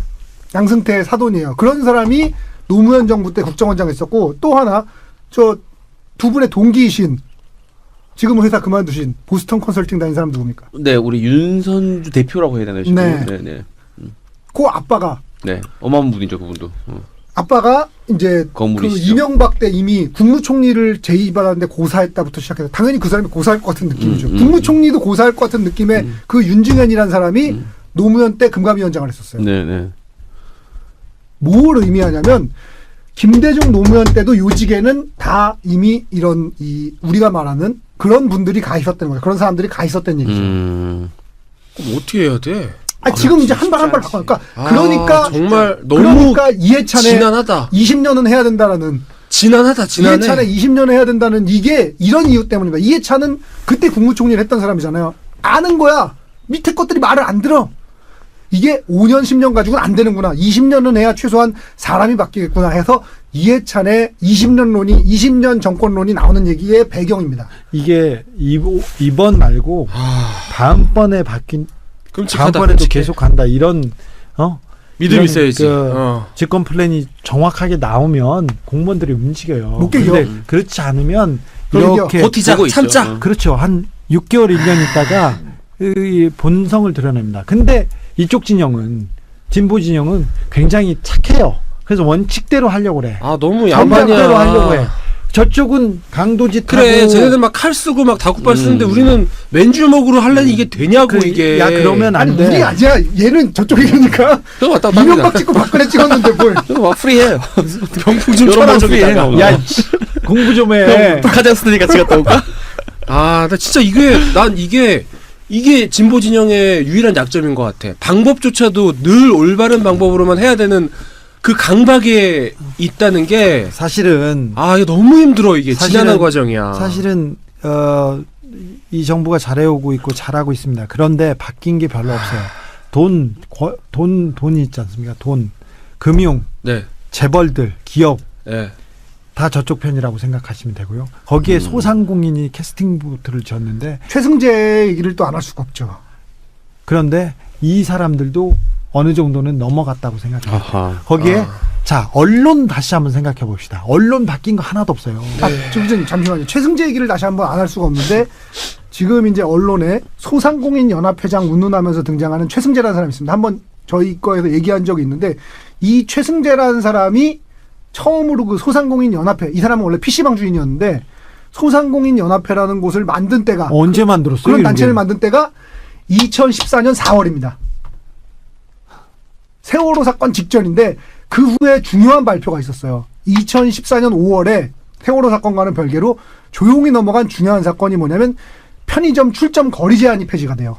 근데 그때 최승재는 별일을 하지 않습니다. 아니 그게 그것보다 더 중요한 일이 어디 있어? 그러니까 그때 저는 이 모임 자체가 의도적으로 출발될 수 있다. 이런 2014년 5월에 이런 일들을 하기 위해 자기들의 어떤 여론 지원하기 소상공인 연합회 회장 이러고 나오면 대표성이 있거든. 근데 그 사람들이 난리 안 치면 딴 사람이 나서서 난리치기가 뭐예요. 그리고 소상공인이라는 것은 특성상 어떤 회나 모임이나 이런 걸 어려워요. 만들기 어려워. 어려워. 근데 그 모임이 탄생하고 그 한두 달 뒤에 출정거리 제한이 폐지됐는데 이것이 어떤 준비된 그림이 아니겠느냐. 그 최승재라는 사람이 얼마 전에 지방선거 때 자유한국당으로 나오려고 그러다 노력하다가 실패했죠. 네, 뭐 하여튼 그런 게 있습니다. 큰 그림이 그려집니다. 근데 소상공인 그분들이 어려워요. 예. 사실 어려운데 다 어려워요. 언제나 안 어려웠어? 경제는 항상 어려웠어. 인생은 살기 어렵고 다 어려웠어. 그런데 여러 가지 울고 싶은데 뺨을 때려주는 거를 만들어주는데 그거를 사실은 최저임금 올리자 이거는 국민의 공감대가 있었어요 다. 그리고 소상공인을 위해서도 그 꼭 필요한 부분이라고 했고 뭐 이런 얘기가 있는데 전혀 홍보가 안 돼. 언론이 아예 프레임을 잡고 치고 들어왔는데 잘 먹혀요. 예를 들면 장려금 같은 경우도 홍보가 안 됐죠. 자, 그런데 언론이 어느 정도만 중심을 잡고 사실대로만 보도했어도 이 정도까지는 아닌데 워낙 두들겨 맞아서 소상공인들이 어느 사람들이 울고 싶은 사람들이 다 넘어갔어요. 그러니까 이 프레임 싸움에서 졌다고 볼 수 있는데 그러니 바뀐 게 별로 없는 데다가 다시 싸우잖아요. 그러면 이제 당연히 뭐 좋은 세상이 왔고 이제 끝났다고 생각하는데 지금 다시 총선을 치르지 않습니까? 확신할 수 없습니다. 지방선거처럼 그렇게 선거 치를 수 없고요. 그리고 대선 오잖아요. 이번에는 이명박 박근혜를 봤는데 그래도 쉽지 않은 싸움이에요. 절대 결코 쉬운 적은 없었어요. 그래서 지금 보는데 그 보수 언론에서 그리고 일부에서 계속 경제로 때리다가 요새 가만히 있지 않습니까? 그래서 이게 약발에 안 먹혀서 이제 멈췄다 이렇게 생각하는 분들도 있고 이제 다 끝났다고 생각하는데 그렇지 않아요. 지금 잊고 계신 게 있는데 문재인이 무슨 떡 발라가지고 이렇게 쉽게 낙승한 것 같다고 기억을 하실지 모르지만 위기의 순간들이 얼마나 많았을까. 뭐 안철수가 치고 나올 때부터 시작해서 반기문, 안철수 굉장히 어렵게 정권 바뀐 거예요. 그 촛불 집회를 하고 이명박 박근혜 정권이 그렇게 겪었는데도 문재인이 대통령 되는데 이렇게 어려웠어요. 선거는 단 한 번도 쉬웠던 적이 없어요. 그래요. 지선 때 이렇게 떡 바르고 나니까 무슨 떡 먹듯이 뭔가 하는 것 같지만 이제 다 바뀐 것처럼 이렇게 생각하는데 다시 운동화 끈 메고 다시 싸워야 됩니다. 보세요. 바뀐 게 없어요. 언론도 그대로고요. 재벌도 그대로고 돈도 그대로고 권력기관도 거의 그대로예요.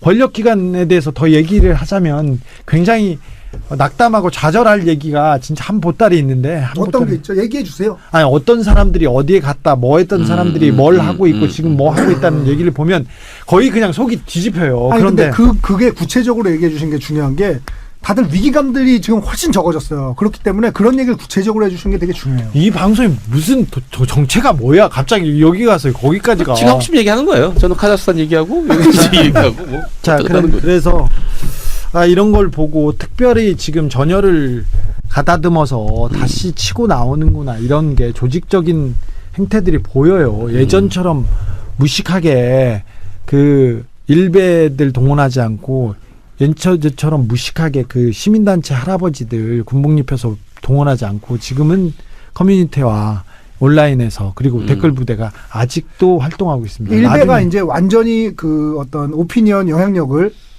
잃었거든요. 의제 설정력을 완전히 잃었는데 그러면 그 일베를 하던 사람들은 어디가 있을까? 이런 생각을 한번 해보셔야 돼요. 아니요, 그렇죠. 누가 요새 일베에서 글 써? 다른 데 쓰지. 일베 하던 인간들은 다 어디서 뭘 하고 있을까를 한번 생각해보면 요새 벌어지는 일들에 대해서도 한 번씩 생각해볼 여지들이 굉장히 많은데 크고 중요한 일들이 이렇게 많고 진짜 공적들이 있는데 공적들한테는 한마디도 안 하고 아무 사람들이나 가서 그냥 막 집단 린치하는 걸 보면 굉장히 굉장히 공포가 밀려와요. 아니, 그러니까 그런 사람들은 자기들의 필요에 의해서 그럴 수 있는데 거기에 이제 부안해동하는 사람들이 저는 문제라고 생각을 하는데 자기가 부안해동한다는 의식이 없어요. 그리고 생각해보면 이렇습니다. 자, 이명박이든 박근혜든 표를 조금 받고 당선된 게 아니에요. 무슨 부정 몰표에서 당선된 게 아니고 수많은 사람들이 찍었어요. 근데 이명박 박근혜를 찍은 거에 대해서 반성했어요 사람들이? 아니 반성 안 했어요. 그건 조용히 잊어버려. 자기가 잘못한 거나 자기나 실수한 거에 대해서는 조용히 흘려보내버리고 다른 식으로 의견을 강화해버리는 거예요. 인간이란 건 그렇게 만들어져 있어요. 무슨 얘기냐면 지금 이제 벌어지고 있는 이런 어떤 민주당 관련된 민주당 의원이든 민주당 관련된 어떤 오피니언 리더들이든 이런 사람들을 공격하는 사람들도 이제 지나고 나면은 그거 잊어버리고 자기들은 그런 적 없다. 노무현 때도 마찬가지였어요. 노무현 그렇게 욕하던 사람들이 있었거든요. 그 사람들이 그거에 대해서 얼마나 반성했냐. 욕했어요. 전 국민 그렇지. 스포츠였죠. 반성하지 않았거든요. 그냥 나는 욕하지 않았는데 다른 사람들이 욕했다 그러고 다른 사람들 욕만 합니다. 지금도 마찬가지. 이게 지금 벌어지고 있는 일도 또 전 지나고 나면 똑같은 일이 벌어질 거라고 생각해요. 되게 중요한 일입니다. 저 어디 강연 갔을 때 얘기했는데 저한테 사진 찍고 막 사인 받고 막 그러는데 네. 이제 사인해주고 있었죠. 그리고 지나갔는데 저 어떤 애가 제가 저기 기자님한테 악플 달았네요. 막 그러는데 어씨. 진짜. 존경한다고 뭐지 사인해달라던데 막 그랬더니 쟤 그러던 애요. 막 그러는. 에이 그 판사님도 보세요. 그 판사님. 오 소름. 그 판사님도 마찬가지 아니요. 준이 너 승훈 오빠 악플 달고 이러는 거 아니지? 오. 의외로 가까이 아니, 있을 형, 사람 있어. 많아요. 안 달 거라고 그거야. 생각했어? 너 안다는 거 아니지? 아니, 안 달 거라고 생각했어? 안 달았으면 오히려 이상할 것 같은데. 내부에 있다 항상. 아 우리 게시판에는 없을까? 흘러 들어온 친구들이. 있지. 아니, 어디든 있어. 진우 형 사인도 멋있는데 그 사인을 그 이쁜 사인을 받아가고서 뒤에서 악플 달고 있단 말이야? 그런 사람들 많을 수도 있겠죠. 진짜 씨. 많이 뭐 있겠죠. 어때? 다 그럴 수도 있는데. 쓰레기들인데. 이럴 그러고 때. 나서 이제 잊어버려. 자기들이 잘못한 거에 대해서는 쓱 치운다. 통렬하게 반성하기는커녕 쓱 치워. 에이, 난 안 그랬어 이러면서 자기 합리화를 하는 거죠. 인간이란 건 합리화의 화신이에요. 왜냐면 SNS 이런 거로도 막 넘어오고 그래요 형한테?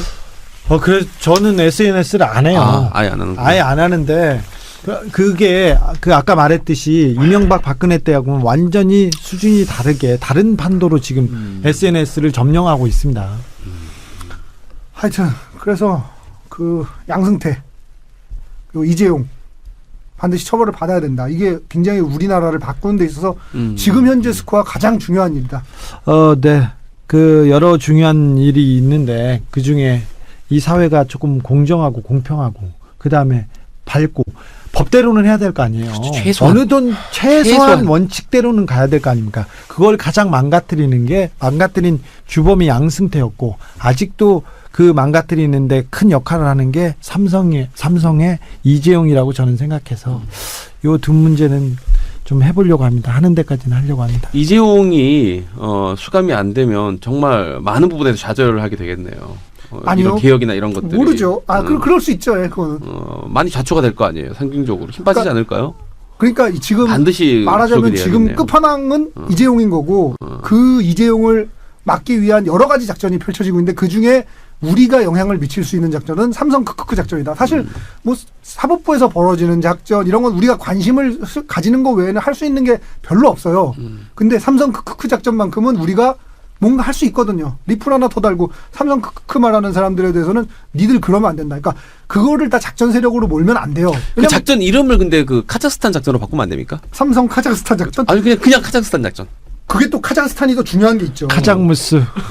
카장무스 그 차용규 얘기를 안 할 수가 없지. 형, 내가 그냥 던지는 게 아니야. 다 이렇게 끌고 온다니까. 아유, 방송 20년 차야, 형, 나도. 그 차용규 얘기를 안 할 수가 없는데 사람 저렇게 꼭 의도 걸리더라. 그러니까 그 무협 소설 많이 보신 분들은 아시겠지만 차도살인이라는 그 말이 있습니다. 내 칼이 아니고 남의 칼로 사람을 죽인다. 삼성의 수법은 늘 차도살인이에요. 그걸 대표하는 사례가 저는 그 카자흐스탄의 카장무스 구리광의 차용규라고 보는데 네이버도 저는 비슷하다고 보지만 어쨌든 간에 그런 것들이 어떤 펼쳐지고 있다. 그러니까 삼성 크크 작전에 대해서는 삼성 카자흐스탄 작전에 대해서는 우리가 대응할 수 있으니 우리가 해야 된다.